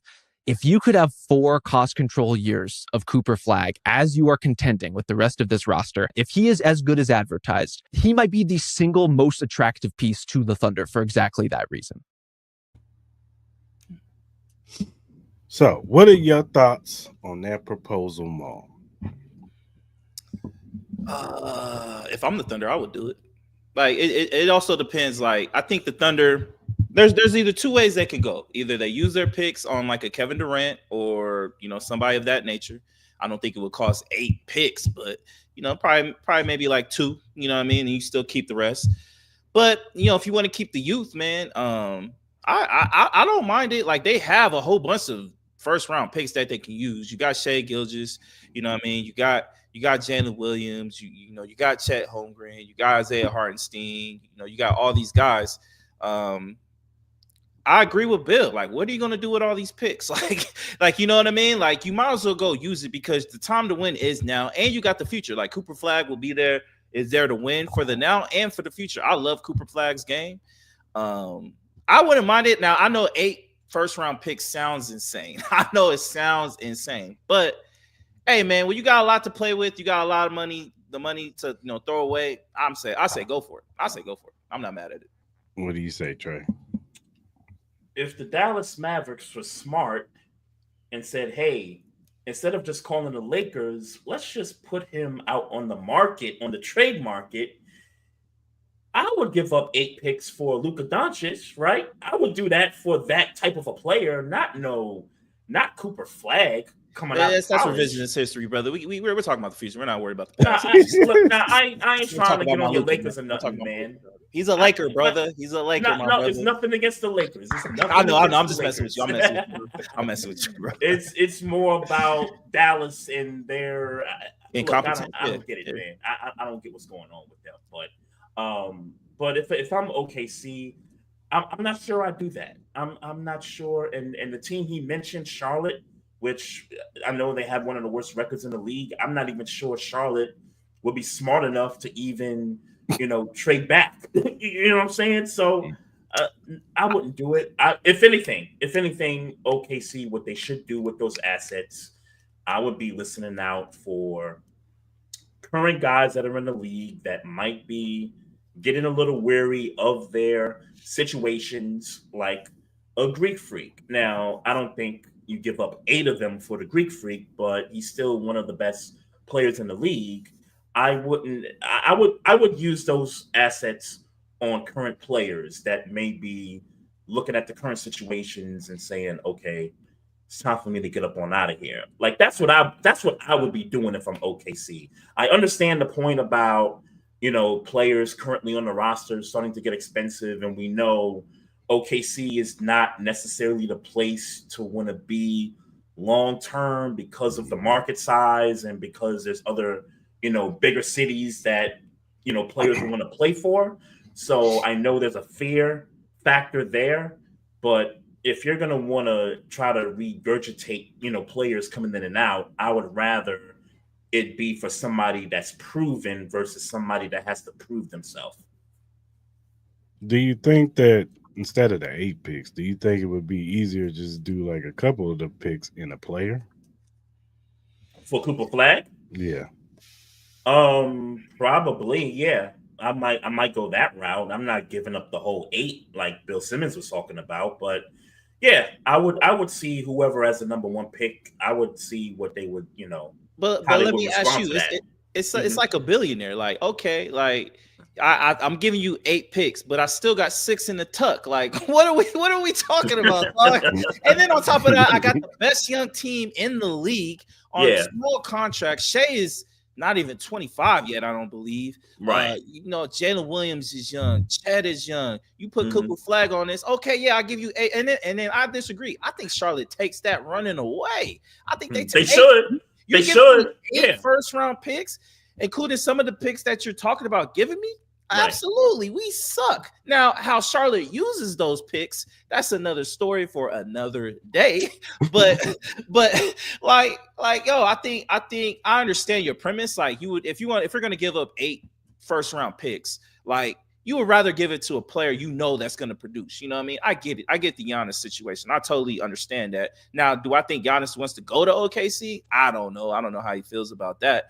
But if you want a chip, if you want a chance at a championship, if you want a chip, sure, like go there, yeah, for sure. Now, I totally agree with you. Now, like again, he still got to talk to wifey. he still got to run through that by wifey. Like, yo, do you want to live in OKC?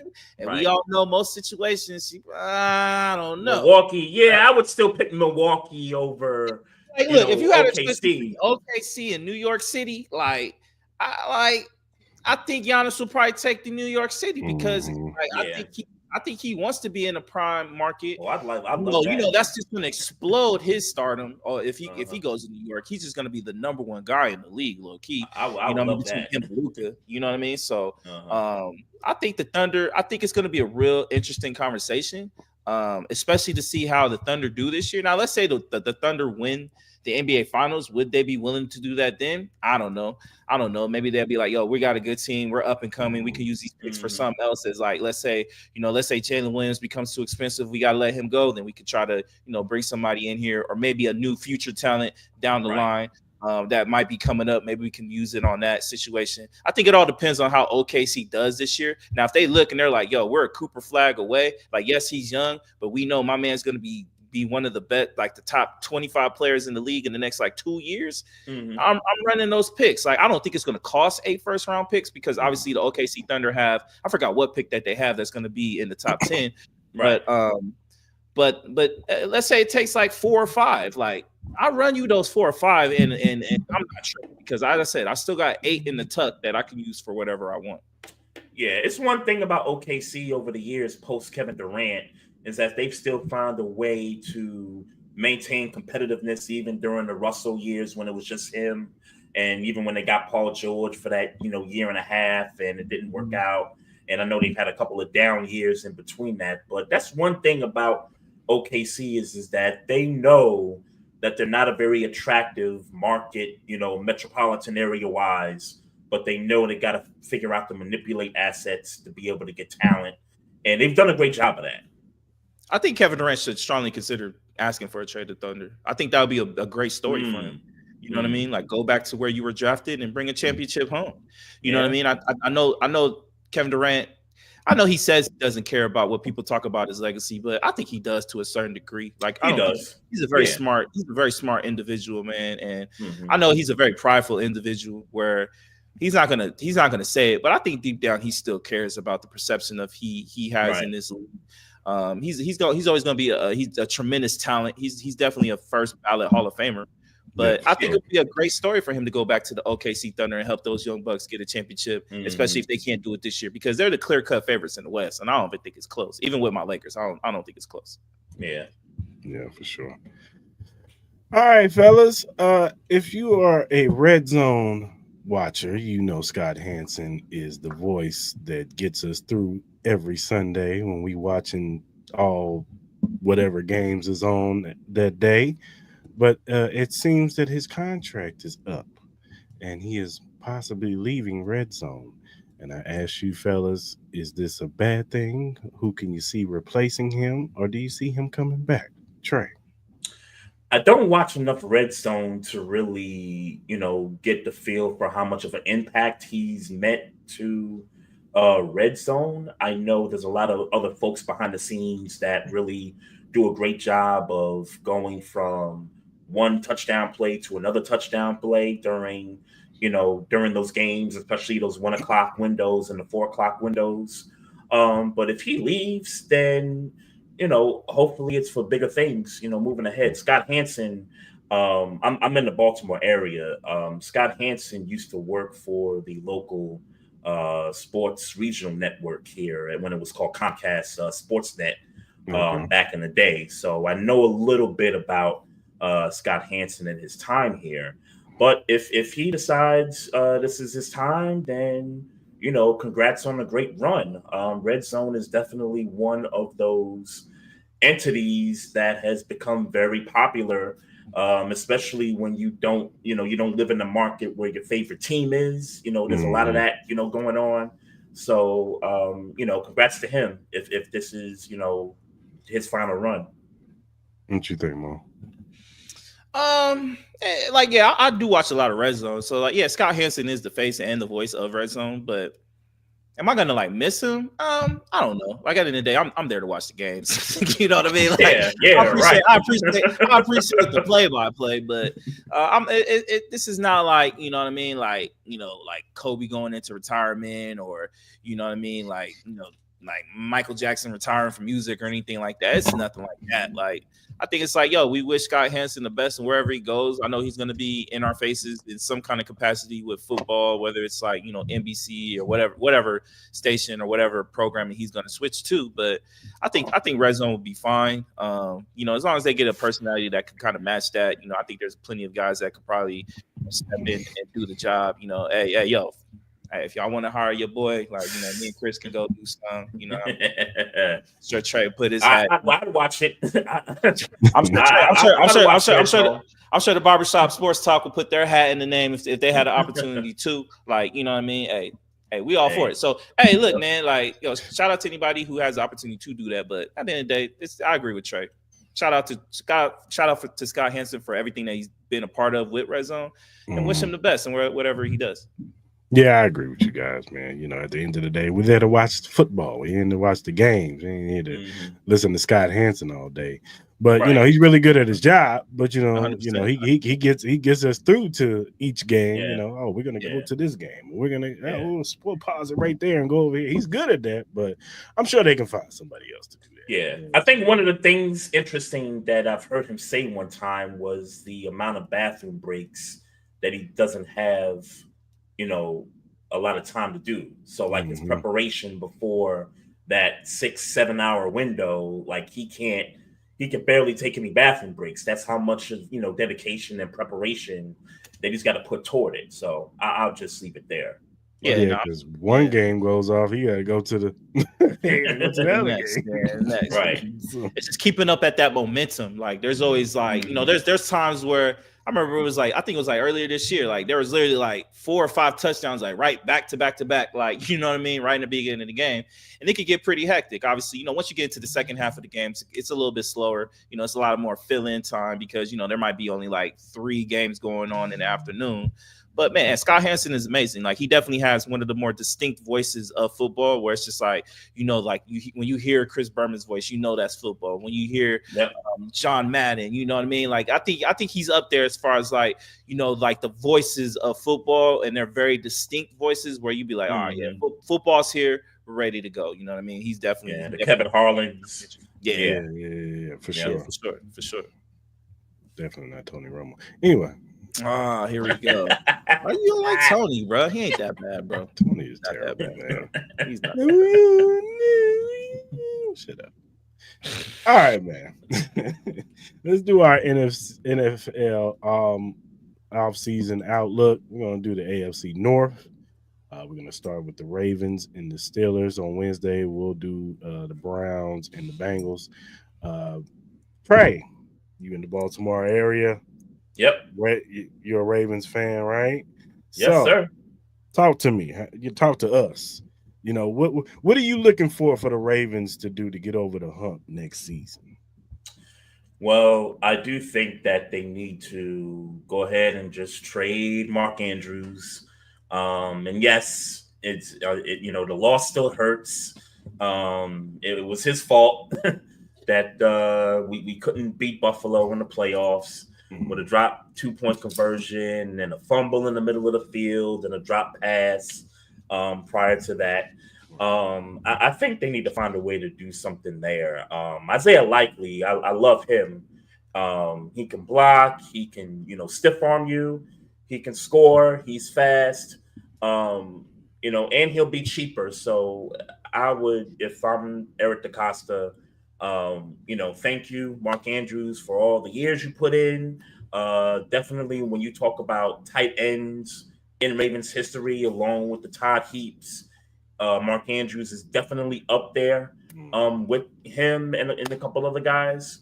But we got 3 tight ends, and we got 2 of them that know all the dudes. So why keep both when you can keep Isaiah Likely for cheaper, and then you could get something in return for Mark Andrews? So I would like to see them do something in regard to that. As far as the rest of the roster, I do think that they need somebody that's going to make some game-changing plays when it really counts in the playoffs, because I think that's been one of our issues in the Lamar era.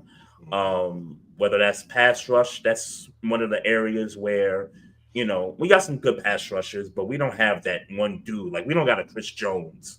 You know what I'm saying? Like, we need somebody like that that's going to be able to wreak havoc in the playoffs when it really, really counts. So if it's those 2 things, I think it's trading Mark Andrews and it's being able to find an elite pass rusher to go.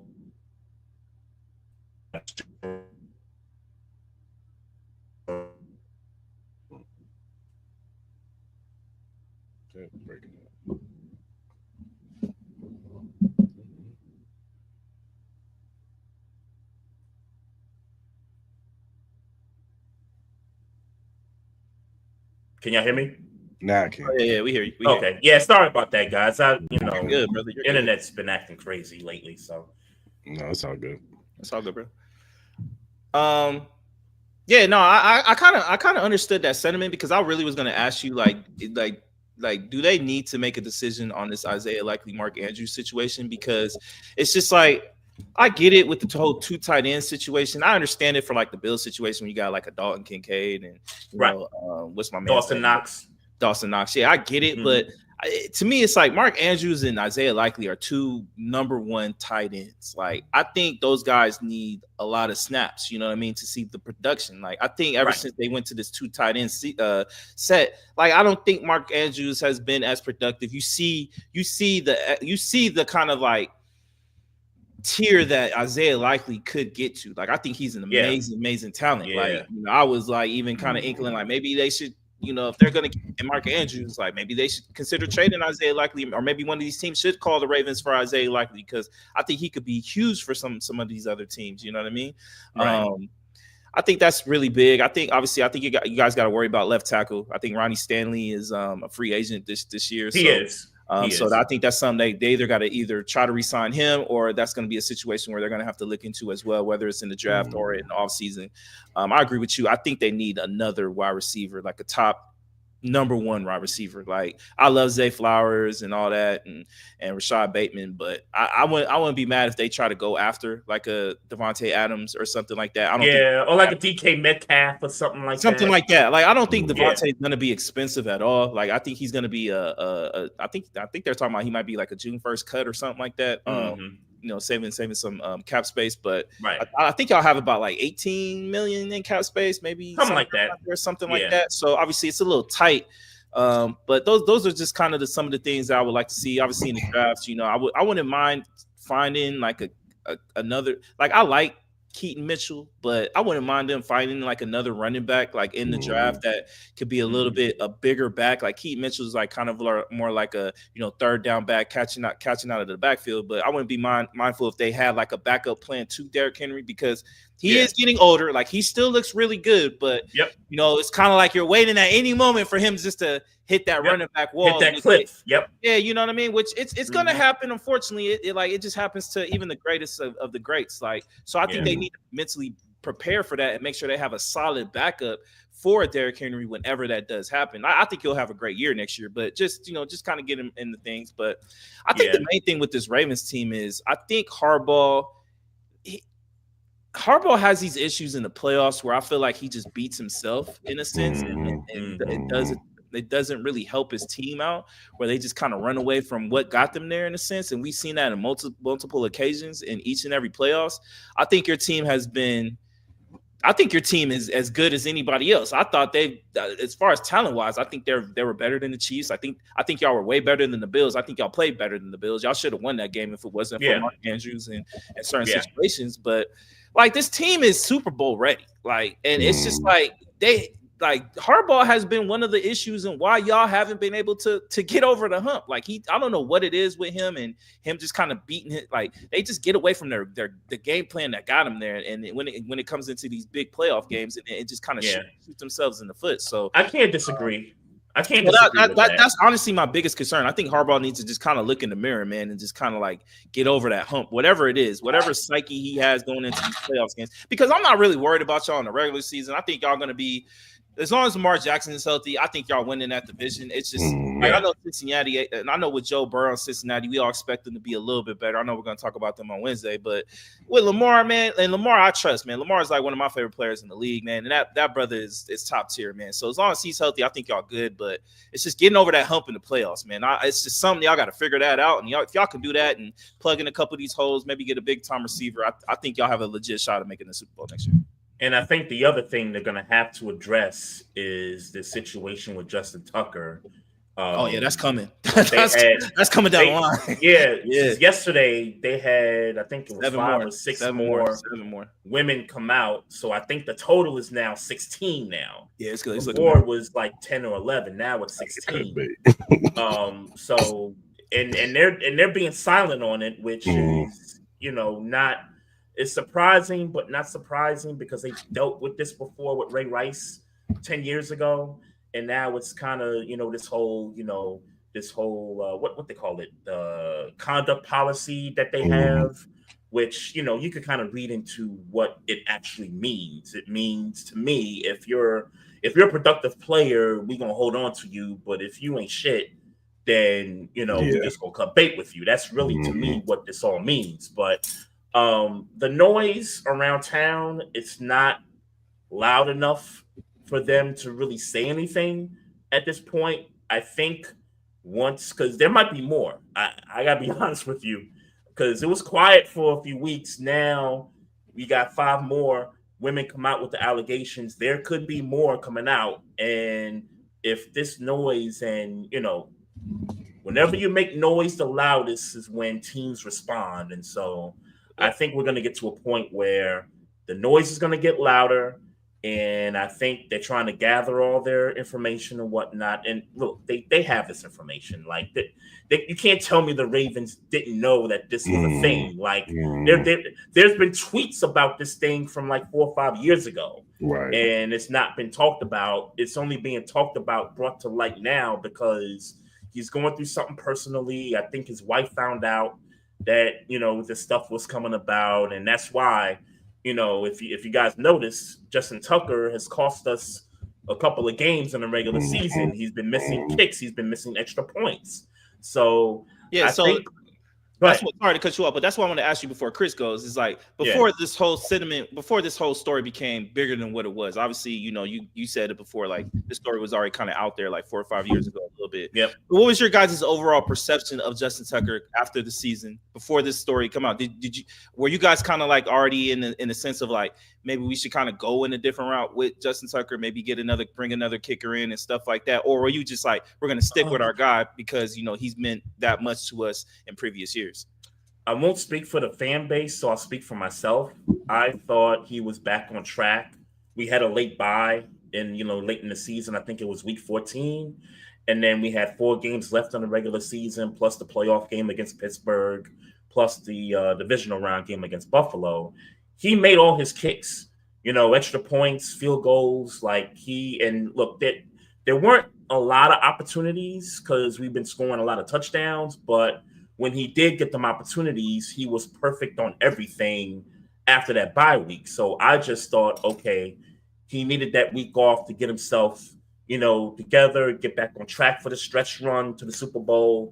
And I was of the notion, okay, he's back. He's gonna get this thing right. But during that time where he was missing all these kicks, I really thought something was going on in his personal life. And it turns out that I was right. And then more. Yeah. I wanted, before I get into what I feel about your team, is there a sense of it's time to move on from John Harbaugh? The talk around town is that there is a sense that this message from Harbaugh is stale a little bit. I think if you go back to after we won the Super Bowl in 2012, all of the players on defense that had voices in the locker room. Now, Ed and Ray were on the back nines. They were at the end. They retired. But then you look at somebody like a Bernard Pollard, who was very vocal. He got cut. A Paul Kruger, who was sort of an up-and-coming pass rusher, but really only had that one good year, which was his contract year. They decided to not pay him. He didn't become much after that. And then the Anquan Bolden trade. Anquan was very, vocal, one of the leaders in the locker room. They traded him because they didn't want to pay him. That was the one mistake I thought they made during that offseason. Everything else, I thought, okay, do what you had to do. And since then, there's been the narrative that Harbaugh wants to be the dude, to be the vocal leader in the locker room and not the players. So I think there's a fatigue. There's definitely a Harbaugh fatigue around town where it's like, look, just move on. What's the deal? Yeah, I get it. We have these great regular seasons, but the end goal is winning the Super Bowl. And so we feel like we're closer, but like Mal said, there's moments in the playoffs where he's just not putting his input on the game plan.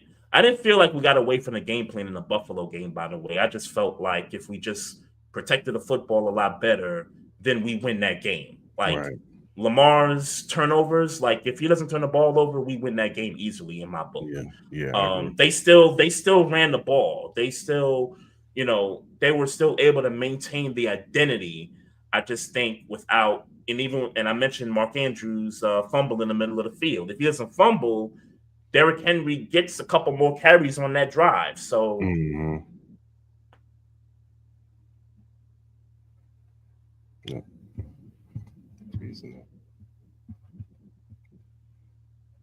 Oh yeah, kind of like when I was kind of saying it's like not like they didn't do the game plan as far as we're running the ball, but it's always something where it's out of characteristic with this Baltimore Ravens team that we don't see all year. You know what I'm saying, Chris? Where it's just where it's kind of like all year you guys protected the ball or you guys run, but it's always something where it's just y'all didn't do this all year. Why are y'all doing this now? You know what I mean? It's just with the Harbaugh teams, it's just it's always something. It's just it's so out of characteristic with these teams, with his teams going into the playoffs, where it's just you guys been so consistent all year. Why aren't you guys either doing A or doing B or you know what I mean? It's always something like that with his teams. I'm gonna throw the stat out there, and Chris will know what I'm talking about. So in the Lamar era, our defense has only gotten 2 turnovers in the playoffs. When you look at other teams, and I'll point to your team, Chris, the Chiefs, whenever the offense makes a mistake, y'all's defense finds a way to get the ball back somehow. Y'all have a splash play or two on defense to help your offense. For some reason, with our defense, the Ravens defense, they haven't had those splash plays. If I could think back to the last playoff game where the defense made a turnover, it was the Titans game in Nashville with the Marcus Peters interception where they went to the logo and stomped on the logo. That was 4 years ago. So, Lamar has to play better, no doubt about it. If you're looking at just his play in the playoffs, definitely has to play better. Defense has to come up with that third down sack, that strip fumble, that interception, that the turnover that could swing a game. We haven't had that in a long time. Right. No, I agree. As far as your guys' off season, I agree with y'all. You guys need a playmaker where you need a guy where, and like Maul said, I love Zay Flowers. I wanted my Chiefs to draft Zay Flowers, but I wanted my Chiefs to draft Zay Flowers. But no, he's a very good player. But I think you guys need a guy where it's 3rd and 10, 3rd and 7, and it's in the 4th quarter, and we know he's getting the ball, but it don't matter. He's getting open. I don't care if he's double teamed, he's getting the ball, or at least he's driving coverage away from the other guys to where Zay Flowers can make a play. I agree with Maul. I think you guys need a change of pace running back from Derrick Henry. Derrick Henry, he's the punishing back. You need a guy who can cut and go. Justice Hill hasn't been bad for us, though. Yeah, he hasn't. But I just think in this draft, where the running back is loaded, that's y'all true. need to get one of them. You need to get one of them. Like, imagine if y'all got Trey Henderson or something. You know what I mean? Right. That would be scary. And then you talk about Mark Andrews and trading him away. That's fine, because the draft where you can get you another tight end, this one. You can get you a younger guy that can play the number 2 to likely, and hell, you keep it going. As far as pass rush goes, if you guys get I know Josh Sweat, he had a great Super Bowl, and he's coming off. He's going to want to get paid. Now, I don't know how much money you guys are working with. But I don't know, man. Maybe you get a Hassan Reddick. Maybe you trade for somebody, something like that. But get a dude, like you said, that on 3rd and 12, 3rd and 15, y'all can get off the field. You can sack Josh Allen. Hassan Reddick will be cheap, that's for sure. Yeah. That's what I'm saying. You can go after Patrick Mahomes. You can go after, Josh Allen or whoever else, Joe Burrows, and and get them on the ground. You know what I'm saying, and get off the field. So give Lamar Jackson and that offense the ball back. So I just think pass rush, another wide receiver that could be a playmaker for y'all, and another running back. And left tackle, like Maul said, you guys need to figure out the left tackle. Ronnie Staley, he might outprice himself, so you might have to go cheaper and get somebody in the draft, or you might have to just go get one of these other free agent guys to come in and play left tackle. Maybe you have somebody in the in-house, I don't know, but maybe you have somebody in-house that you can put on the left side. But that's definitely something you're gonna have to have, because you're gonna have to protect Lamar Jackson for sure. After watching the Super Bowl, and Chris, I hate to dig the knife. No. But I know. Watching that Super Bowl and watching that Eagles defensive line get after it, I mean, I don't see how this isn't a blueprint for other teams to follow. I just don't see how you can escape the trenches. Building the trenches, it's something that seems to always get overlooked, because we love the quarterbacks, we love offenses and things like that, but offensive line, defensive line, that's where games is won and lost. So I hope the Ravens paid a lot of attention to that Super Bowl and figure out we need consistent pass rush. Since Suggs, I don't think we've had a consistent pass rusher. Yeah, for sure. Somebody that can help out. What's his name? Justin in the BK. You need somebody. BK, yep. You need somebody to help him. For sure. All right, fellas, let's talk about the Steelers, man. Now the Steelers, they got a lot more issues than the Ravens do. They got to figure out who their quarterback is going to be next year. Is it going to be Russ? Are they going to bring back Justin Fields? Are they going to go another route? Will they try to bring Aaron Rodgers in there, which I think that would be a disaster, but try to bring Aaron Rodgers in there. Trey, how do you feel about the Steelers? What do you think the Steelers need to do to, Mike Tomlin, we all know Mike Tomlin is a great coach, but what do you think they need to do to be taken more serious as a playoff contender? Yeah, so this would be Maestro's section here to, deliver what he feels like his team needs. So I'll just tell you what I know from watching some of their final games. I mean, we played them 2 times in the last, I think, 2 weeks, regular season and that postseason game combined. It's quarterback play. I'll point it out. It's quarterback play. I think they were right in the beginning to make the switch from Justin Fields to Russell Wilson, even though Justin Fields did a really good job in those first 6 games. I think he went 4-2 or something like that. But I think during that 6-game stretch, they realized that they needed a dude that was going to unlock George Pickens down the field. And Russ was able to do some of that when he came into the game. I believe it was the Jets game on Sunday night that week. And then I'll stop it right here. They played the Jets. They played the Giants. They played, a couple of bad teams, during that stretch. So you really couldn't get a feel like, Russell Wilson, he did play some good football in that stretch. I mean, the best game was when they beat the Bengals 44-38, I believe the, final score was. But again, anytime you played Cincinnati's defense, which was a bad defense all year round up until late in the season, that's what you was going to get. So Maestro wasn't all impressed with that performance in particularly. But as you got into those tougher games, like people have talked about, that Steelers second half of the season where it was all division games, plus you had the Chiefs in there, plus you had the Eagles who were both in the Super Bowl.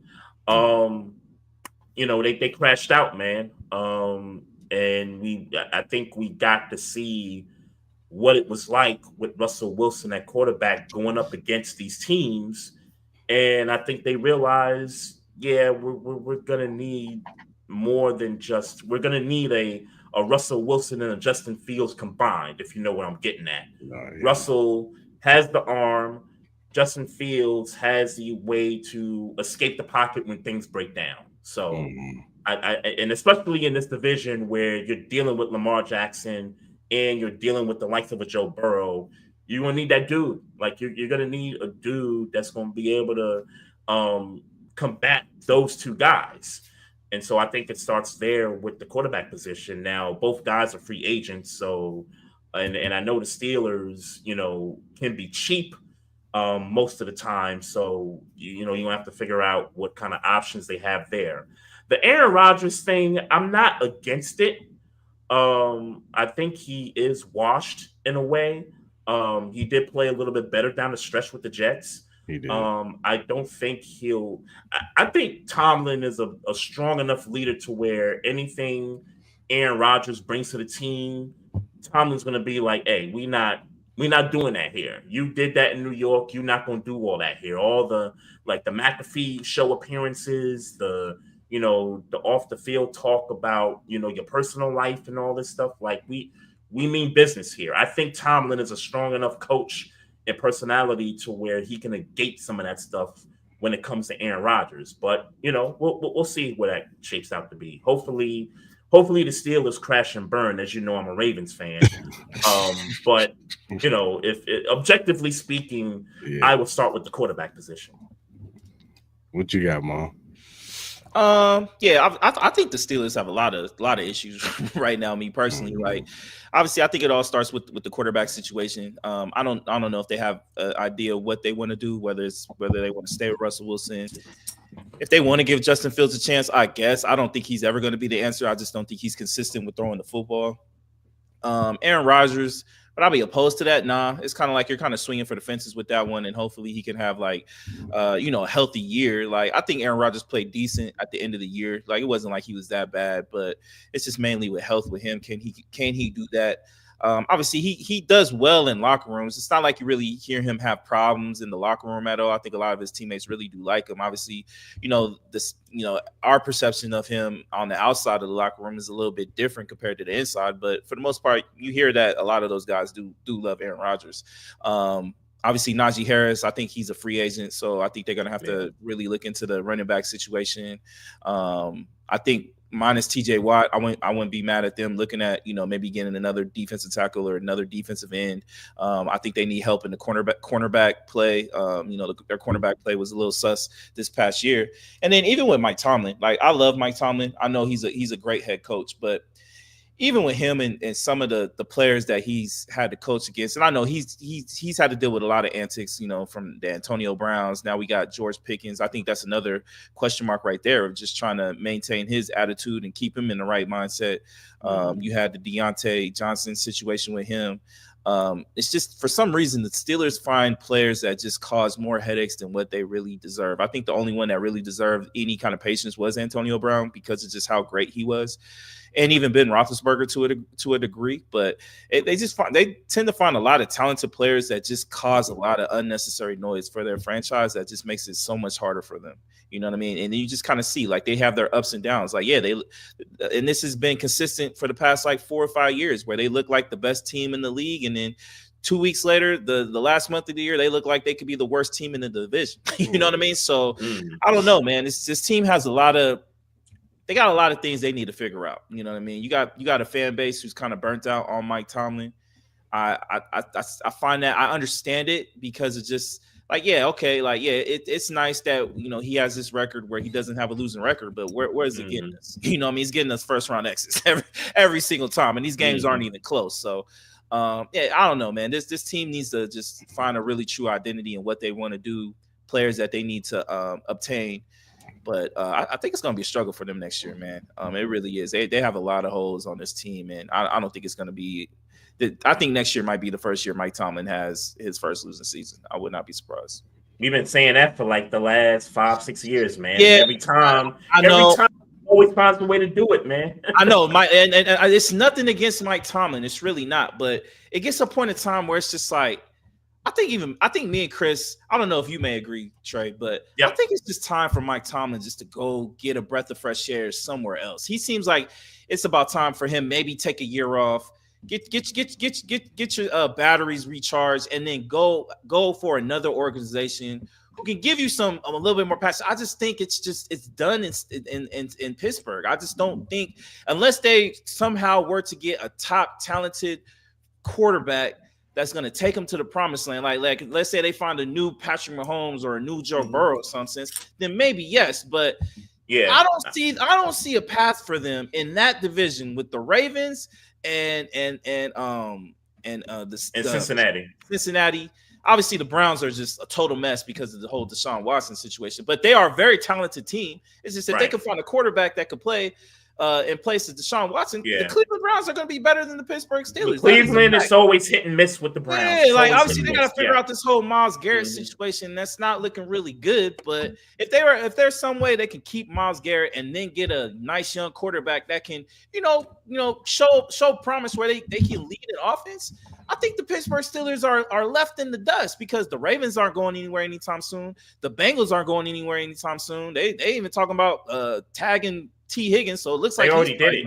I think they already did. They already did it. So it looks like he's probably going to stay for another year, maybe even longer. I'm kind of curious to see how they do that contract though, because they got a lot of holes on the team. But the Bengals are cheap. Notorious. That's what I'm saying. So, historically, they've been cheap, except they did pay Joe Burrow, but. And they still got to pay Jamar Chase. Chase. Right. And the crazy thing is that. I know we're kind of going ahead because I know we're talking about them on Wednesday, but that bag is going to be crazy for Jamar Chase. And then you're going to still try to pay T. Higgins knowing you got holes on the defensive side that need to be fixed. You know what I mean? So look, with the Steelers though, back to the Steelers. Yeah, I think it's just time for Mike Tomlin to just look, man, I've done all that I could. I got y'all a title. Let me go on and go somewhere else where I can recharge my batteries because I don't see a pathway for the Steelers to become relevant in their own division anytime soon.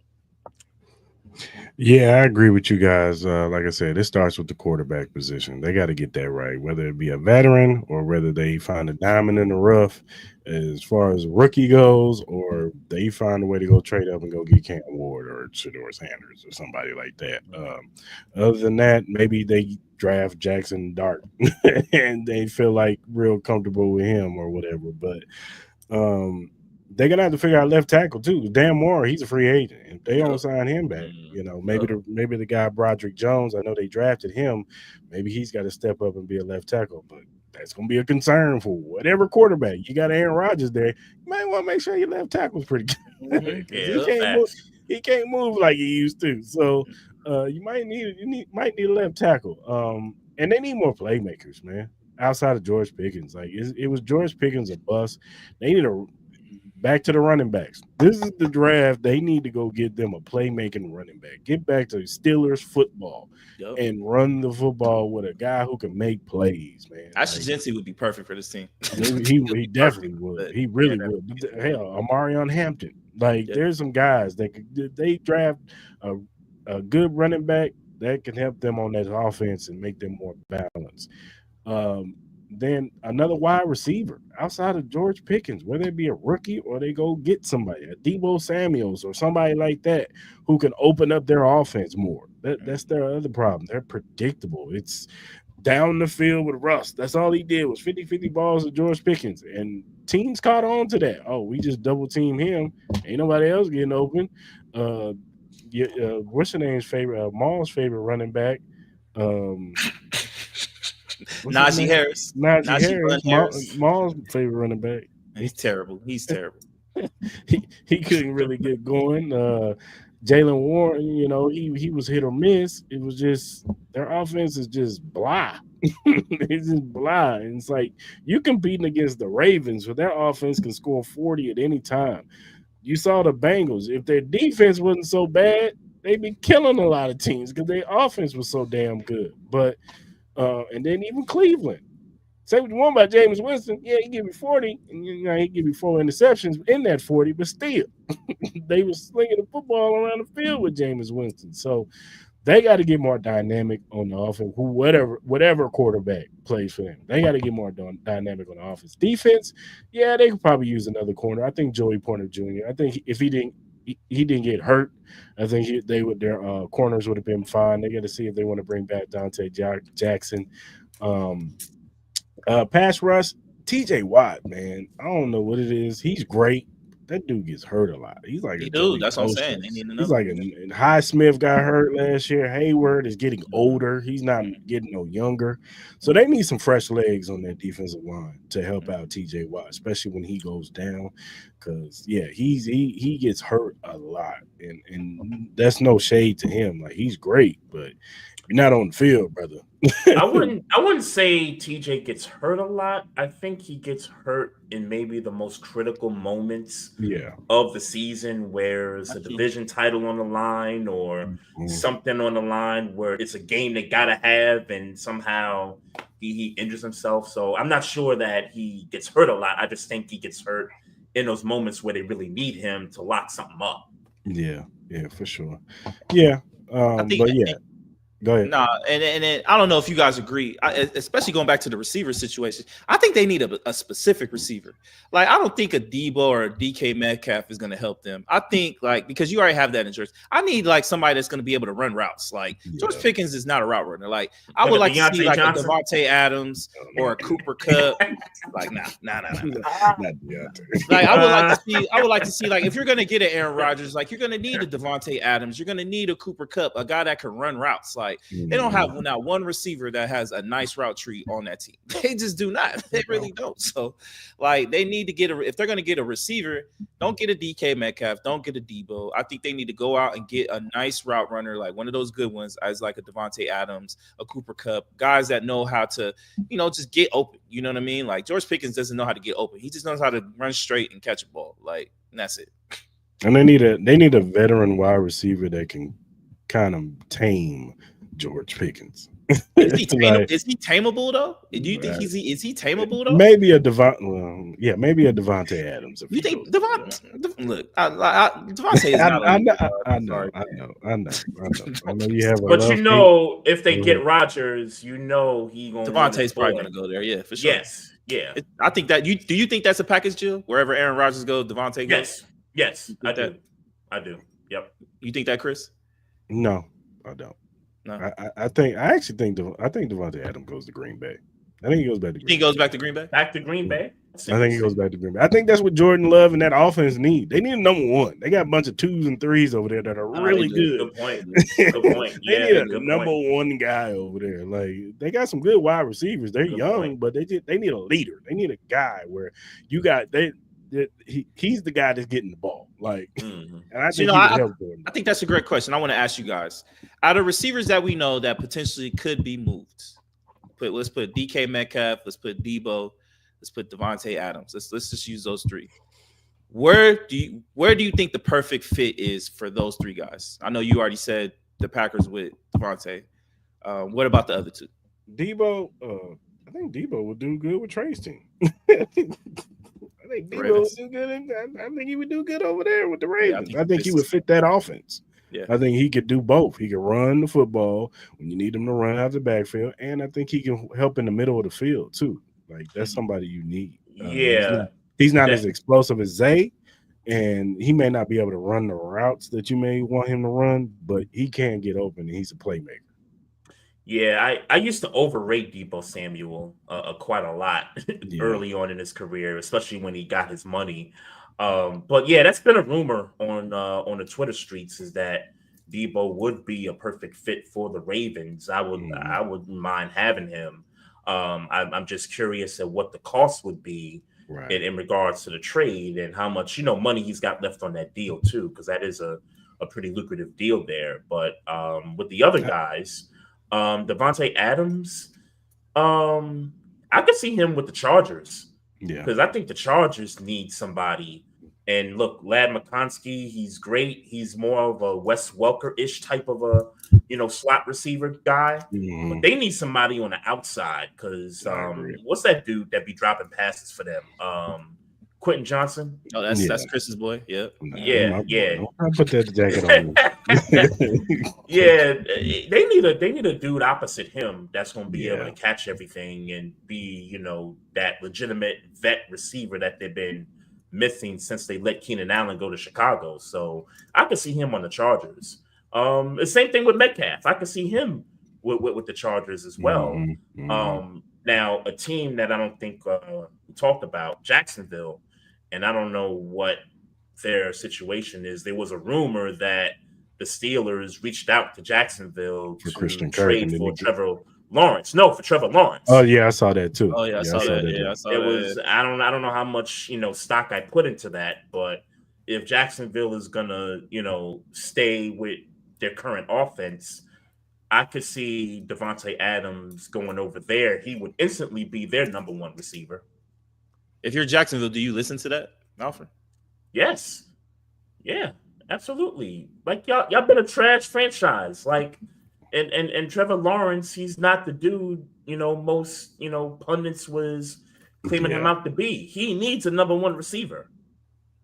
Well, he got one. He's got one in Brian Thomas. Brian Thomas is nice. Brian Thomas. Yeah, he had a nice year. Brian Thomas, nice. Salute to him. He had a nice year. People were saying Zay Flowers should have been snubbed for Brian Thomas. I told him, man, y'all shut the hell up. Like Zay Flowers has been that dude for us all year. So, but Brian Thomas, he's had a nice year too. What about Cooper Kupp for y'all? What do y'all? Cooper, you know where? Buffalo. Yes. They need a number one. Yeah. Amari Cooper, I don't know what's going on with him headspace wise, but I don't know. That's the thing about Amari. Amari though. That's the thing about Amari. He's hot and cold, man. You don't know what you're gonna get with him. If his mind, if his mental ain't there, he checks out. Yeah, he checks out. But if he's there, he can get you 10 catches for 200 plus yards. We see it every year. He gives you one of those. But Cooper with Josh Allen. Mm-hmm. They could do some damage. With Khalil Shakur in the slot, you got Keon Coleman year 2. I think that he would boost their offense for sure. It would put those players back to their natural positions for sure. Mm-hmm, mm-hmm. So he would do good, but now if you want to play in that cold, hey. I don't know, man. I would, Cooper Kupp in Buffalo would be nice, or I can honestly see Washington too. I could honestly see Washington. The Commanders, they could use a receiver. I don't know. I'm torn between Terry McLaurin, Scary Terry being number 1, number 2. Like I'm really torn between that because I feel like he catches a lot of stuff. Like even the tough catches he makes are spectacular. The catch and runs and he's had bad quarterback play up until Jaden Daniels got to the team, and he's still been able to produce the way he's been producing. So I think if you get somebody like a Cooper Kupp or Devontae Adams on that roster, he would be a great number 2 receiver for sure. Yeah, I think Terry McLaurin is the one. Like, I wouldn't be mad if they went and got like maybe like a Percy Harvin or something like that. I wouldn't be mad at that either. I know probably maybe more people want a bigger receiver. Not Percy Harvin. I mean Tyler Lockett. My bad. I'm about to say he back in the league. Tyler Lockett. They're both small. They're both small miniature wide receivers. And they play for Seattle. They both Seattle. See why he made the mistake. Hey, Percy Harvin was nice, man. Percy Harvin was nice, man. If it wasn't for the headaches, concussions, concussions, I mean Tyler Lockett. I wouldn't mind if even it was that situation. Lockett would be good for the Steelers too. He would be good for the Steelers. I can see that. Yeah. Obviously with the Redskins, not Redskins, but the Commanders, like you would kind of maybe want to see. I think the big name I think you would watch out for is maybe a DK Metcalf. I can honestly see a situation with him maybe getting traded over there or something like that, because I just think they're maybe like one piece away on both sides of the ball, low key. If you can get, like another shutdown corner or something like that with another receiver, I think the Commanders will be fine. I think they'll look good next year. Man, they got the most to really add to their team. They could really like make a run at it next year if they could just make the right moves. And I think they got the right guys in place to really, build this roster up. They did a great job last offseason with, some of the, veteran moves. They spent some smart money. They didn't go for the big Albert Hainsworth contract. Y'all remember that contract from years ago? Yeah. And he underperformed on that. They really got smart and just brought some guys, some vets, the Bobby Wagners and the Austin Ecklers, spent wisely, and they were able to, form that team on top of the fact that Jaden Daniels is spectacular quarterback. They're really in a great spot this offseason. And they probably should be be the ones to talk to Cleveland. Hey man, what y'all want for Myles Garrett, man? What y'all want for Myles, man? We'll take him, and we'll give him an extension. Cool. We can come over here. That's what they were desperately needing against the Eagles. They didn't have how much cap space they got. Almost like 100. Huh? How much cap space did the Commanders got? Like almost like 100 and something million. It's up there. I think they're like number 2. I think we're 3 because I think we got like 90 something. Patriots are number 1. Patriots are number 1 with like over $100 million with the I know we're 3 because I think we got like 96, 97 mil or something. Yeah, the Patriots, they got to figure some things out too when we get to them later. Yeah. They're third. The Commanders have $82 million. Your Raiders, Mal, have $95 million. They're number 2. 92. Oh, okay, cool. Hey. You know what I'm saying? Myles Garrett, Max Crosby. You know what I'm saying? Aaron Rodgers. Woo! Nah, son, don't put that voodoo shit on me. Don't do that. I ain't say nothing about your Chiefs. I'll let you rock, man. Ever since Super Bowl, you wouldn't want Devontae back. You wouldn't want Devontae back. Hell nah, man. Keep that far away. And like honestly, bro, like the only receiver I could honestly see us maybe potentially trying to get is maybe a Cooper Kupp if Matthew Stafford were to get, because I know there's been rumors of maybe Matthew Stafford getting traded to us. Yeah, I could see a situation like that where if Matthew Stafford would get traded to us, I could see maybe like a package deal where they send Cooper Kupp with him. And then maybe they do like a new deals for both of them in a sense, along with Max Crosby. I could see a situation like that because I think if you do that, I think Max Crosby signs his extension. I think it gives him a new hope. And then I think in the draft, I think they just go all in and start trying to get, players that can win now because, there are rumors within our organization and through our beat writers where if everything plays out right, like they're going to be really aggressive with the money that we have available and get some top talent. So I think it just all depends on whether we can get a quarterback, like, that can, stir confidence in this organization. You know what I mean? Because we've been struggling for a very, very, very long time. I've been through some of the worst quarterbacks of my life. I think I deserve a Patrick Mahomes in my life. I think I deserve Jaden Daniels in my life. I deserve that. I do. I really do. I think Raider Nation. With Pete Carroll now the head coach. Yes, sir. Does this feel like it's a win now season coming up? Because I don't feel like Pete Carroll is going to be there long term. Like I give him maybe about 4 seasons. Yeah. Before he decides to hang it up. I feel like this is a win now situation coming. Like for me personally, I wouldn't consider it a win now because I don't even know the direction that we're going to go in as far as free agency or with the quarterback. You know what I mean? Like, you know, like I said, there's rumors of us potentially getting Russell Wilson. You got rumors of us getting Matthew Stafford, Aaron Rodgers. Then you got rumors of us possibly maybe trading up for one of these rookie quarterbacks, or even possibly one of them may drop to us. You know what I mean? The last ESPN mock draft I saw is that they got Shedeur Sanders coming to us. So I don't know. It's kind of hard. I think it all is going to stem on what we do. I think free agency is going to say a lot to me as far as like their mentality on if this is going to be like kind of like Pete Carroll's trying to get us in a win now situation right now. I know he said that in the press conference that we have, or if it's a situation where Pete Carroll's trying to build for the future as far as like establishing the culture, establishing the team, going in the future. So if he wants to coach a little bit longer, or if they find a successor to being the head coach, that they'll be in a well-off situation when he officially retires from head coaching. So I think free agency here in a couple weeks is really going to tell me a lot as far as like what our sense of direction is going to be heading into the draft and what we're going to do as far as like what our year outlook is going to be. For sure. All right, fellas. Well, that does it for NFC North today. Ravens and Steelers. We will see. Free agency comes up soon, so we'll see. When is free agency? Yes, sir. When does that start? When does free agency start? March. Like the first week of March? Is it the first week of March? No, it's not the first week. It's like I think more like second week. I think it's second week. Is Combine this week or next week? It's in 2 weeks. Combine is okay. Like is it in 2 weeks? I thought it was next week. I thought it was coming up. It might be next week.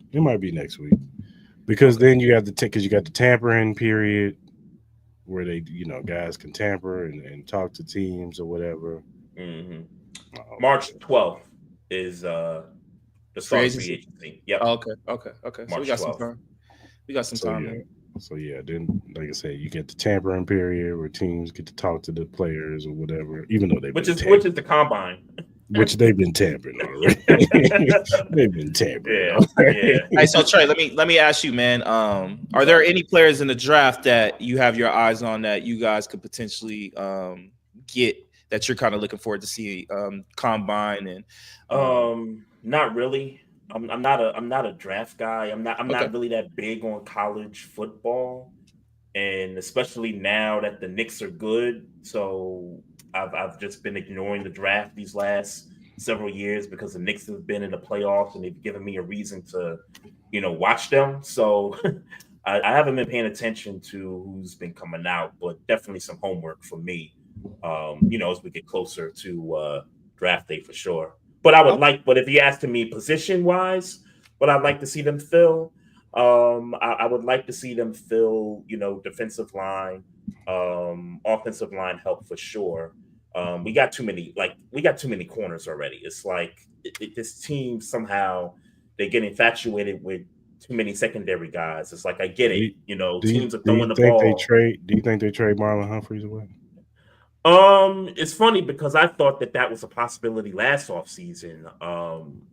This year, and he's been healthy for the most part. I think if the right time to make that move it probably would be this offseason to do it. I just don't know that they're going to. Okay.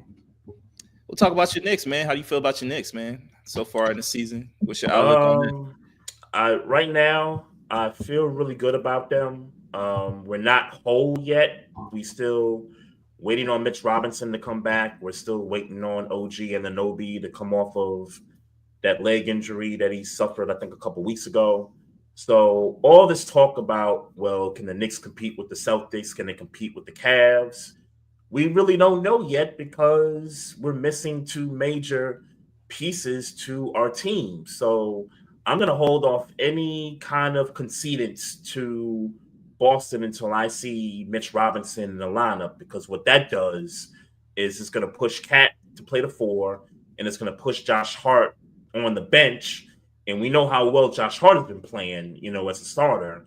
So to get that off the bench and to actually strengthen our bench more, because our bench, I think, is the weakest in the league right now, that'll be huge for us. And then to get OG back in the lineup, obviously, that'll push Precious back to the bench as well. So I just got to see this team whole and healthy before I start, going out the window on this team, making a finals run.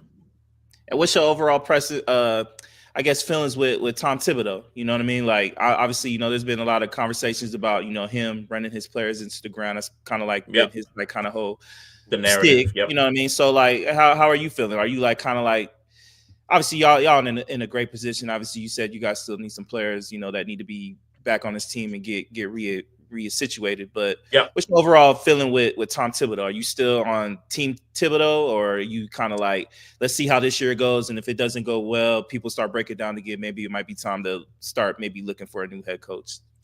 Well, look, he's changed the culture 5 years ago. We started, winning in the regular season right away upon his appearance. Leon Rose and him have done a great job with the talent that they brought in, some of the moves, the in-season trades that they've made. But Tom Thibodeau, as most coaches, they're going to be judged by postseason. And up to this point, Tom Thibodeau has not aced the test in the postseason. And some of that is to the narrative that we speak about when it comes to playing players too many minutes during the regular season, only for them to kind of crash out when it matters most in the postseason. He did get an extension this past offseason, which I told Knicks fans, hey, whether you like it or not, he's going to get an extension. This is the most successful we've been since, the Van Gundy years, going back 20 years. So, look, just accept it. He's going to be here for, I'd say, at least 2 more seasons. We'll see how things go. I think if we run into Boston and we lose, then I think he gets a pass. But if we go out in the first round to, let's say, Atlanta or Indy or somebody like that, then I think the questions about him and his future with the team are going to start to heat up, and that seat's going to get hot. And I think some fans fear this. I think the fear is that if Thibodeau walks out the door, if the team lets him go, then everything that he's built with the Knicks as far as the culture and things like that culture is going to go out the door with him, and whoever else comes in to coach may not have that same impact. And we may, go back to like when Mike Woodson had that 50-win year in 2013, I think. And then the next year, it just all kind of fell apart unexpectedly. So I think there's a fear there. But if you're asking me personally how I feel about Thibodeau, I'm grateful for him. I do know he has his flaws. He does have strengths and does have weaknesses.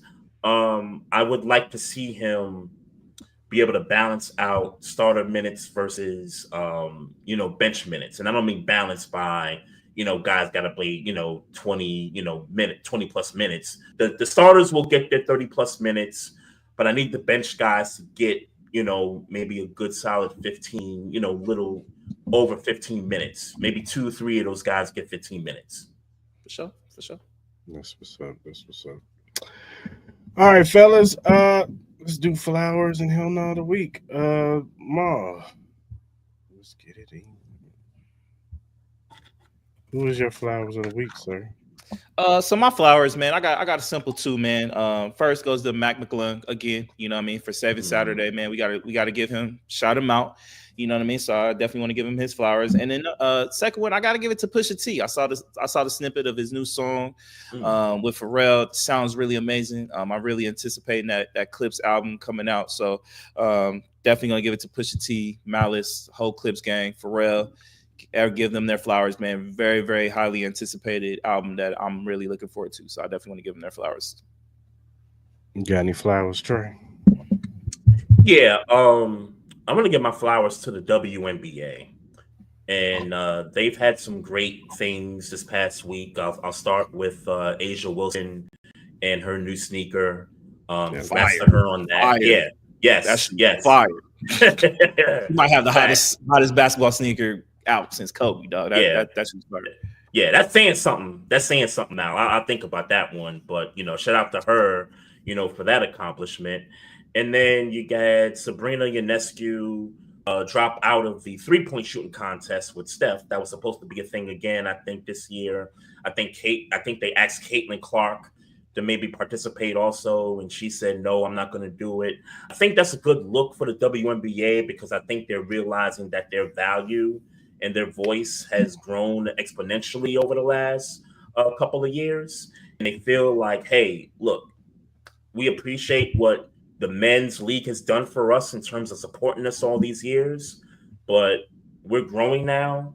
And we want to be the face of our league, and we want to be able to partake in 3-point contests when it comes to the WNBA All-Star Weekend. If you guys want to help, y'all more welcome to come join us when we have our thing. But we're not going to continue to have you guys just use us, for, your entertainment purposes and, things like that. So, props to the ladies for, standing 10 toes on that front. And then last, it was announced yesterday that the Cleveland metro area will be getting that 16th NBA expansion team. I think back when the league first started, they had a team called the Cleveland Rockers. I think they defaulted in like 2003 or something like that. They're looking to retain that name. And so I think that's dope because I think it opens the door for other cities, i.e. the Comets, the Houston Comets. Hopefully they could bring that franchise back because that's one of the greatest dynasties in the history of the WNBA. Charlotte had a team. Maybe they bring them back. Detroit had the Detroit Shock. They won some championships. Maybe they could bring, that team back. So it opens a door for those possibilities. But definitely want to give my flowers to the WNBA for all the great news that they've had this past week, for sure. For sure. Yeah, for sure. I'm gonna give my flowers to damn, I just drew a blank. I just had it in my brain. I just forgot it. Damn. I'm gonna give my flowers to. This is a tough way to give flowers. I'm gonna give my flowers to Juju Watkins because she's been balling lately. She's been killing it at USC. So I got to give a shout out to Juju Watkins. It was good to see her get her flowers on ESPN. She needs to get more of that. She needs to be getting Caitlin Clark coverage, but that's a story for another day. But shout out to Juju Watkins, man. She definitely deserves her flowers this week. No doubt. Yeah, for sure.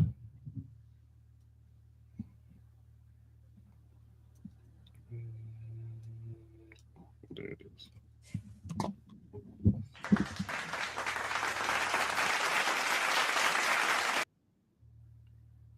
All right, man.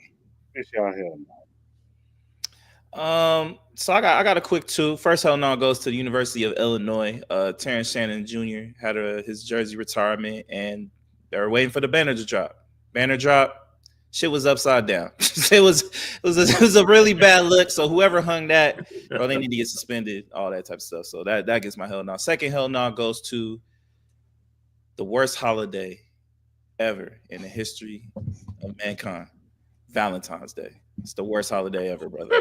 I do not need commercial America to tell me that I love my girl or love my loved ones. I think it puts a lot of pressure on men to do stuff that we already do on an everyday basis. Expectations for Valentine's Day are out of this world. I think it's weird. I don't think we need a day to tell our loved ones that we love them. They see it every day. It's the worst holiday ever. It's another reason for us to spend more money, which we don't need to do. Tough times out here, tough times. Yeah, niggas is broke, man. Yo, man, for real, bro. Like, bro, come on, man. I just took your ass to dinner 2 weeks ago. Now you begging me to go take you to Tony Roma's? Like, bro, get out of here, bro. Just because it's Wednesday and it's Valentine's Day, you see balloons and shit everywhere. I'm good, bro. Yeah, every day is Valentine's Day. Every day, man. Every day. It's the worst holiday ever. You got a hell no, Trey? Yeah, it's Ravens related, and it's nothing to do with Justin Tucker. It's our guard Ben Cleveland.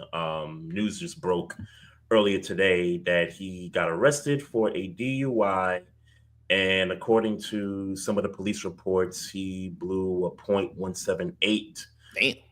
Yep, which is I guess about double the limit, right? Like Yeah. it's Yeah. yeah, so Ben Cleveland, this is, I believe, his contract year. And to have this, in addition to what's going on with Justin Tucker, the Ravens are having a very interesting offseason to kick off the offseason. But Ben Cleveland, man, hell no, bro. Like you might have punched your ticket out of town with this one. Oh, that's crazy. Yeah, for sure. My hell no goes to the NBA All Star Weekend. Even though we gave it a C, it was still lackluster, and they gotta learn to do better. We used to get excited for NBA All Star Weekend. It used to be an event. You know, you'd sit in front of your TV. I remember being a teenager, sitting in front of that TV, waiting for the All Star game, waiting for the dunk contest, waiting for the 3-point shootout. And now it's just kind of like, man, it's just you hope you get a good dunk. You hope you get some competition in the 3-point shootout, even the skills competition. Didn't Wembyana and Chris Paul get disqualified for doing something? Yeah, that was egregious, bro. I was like, what are you doing, bro? That's I kind of missed what happened there. And then Ali LaForce was trying to talk to Chris Paul, and one of the stadium people was like, "Nah, we're not doing this right now." Like they pretty much got to the point where they were supposed to shoot from the rack, but they just threw the ball in the stands. Pretty much, they were just trying to beat the time. They were trying to get the quickest time. They weren't even trying to shoot the ball. They were just like throwing in the air. Yeah, it was crazy. Yeah. So yeah, NBA All Star Weekend, you get a hell no. My second hell no goes to Draymond Green, brother. I'm tired of you. I'm sick of you. You're always talking trash. You always got something to say. You act like you Steph Curry sometimes. I do think you think that in your brain. I think you were instrumental in some of those championships. I do, brother. Defensively, if they didn't have you, they probably wouldn't have won some of those championships. He's going to Hall of Fame one day. He is definitely going in, and he deserves so. But his antics sometimes overshadow that, and it gets annoying after a while. And it's sad because we're probably going to have to listen to this dude for another 20, 30 years because he's probably going to be on the NBA broadcast once he retires. And, we're going to have to hear from him. But, yeah, Draymond, you get the hell no. Even if you don't agree with the segment, you don't bury your league and bury what they're trying to do and push it forward. You try to big it up. So, yeah, man, you get hell no. Oh my God, bro. Oh, hell no, man. What the fuck, man? Get your ass on, boy. You get your goddamn ugly ass. I love that drop, by the way.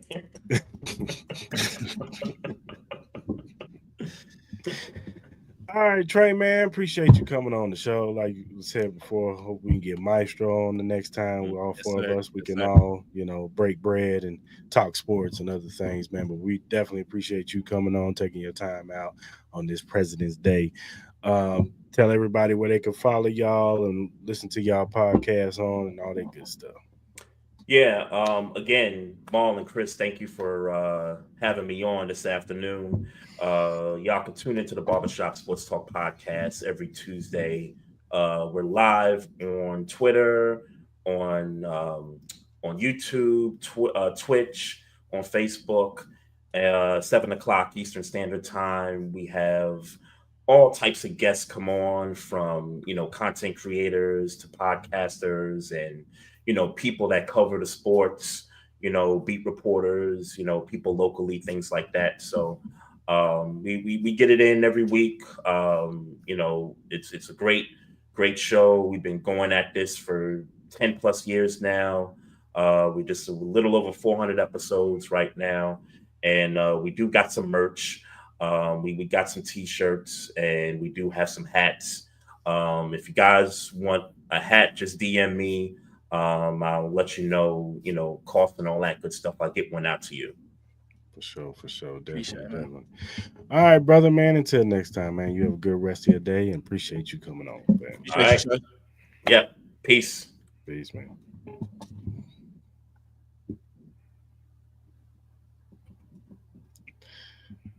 All right, Mo. Another good show. Yeah. Got to give a shout out to Magnet Sports Drink. Yeah, man, the ultimate sports drink. Are you ready to take your performance to the next level? Do you want a sports drink that eliminates the muscle cramps and fatigue when working out or training? Meet Magnet, the sports drink designed for athletes who refuse to settle for mediocrity.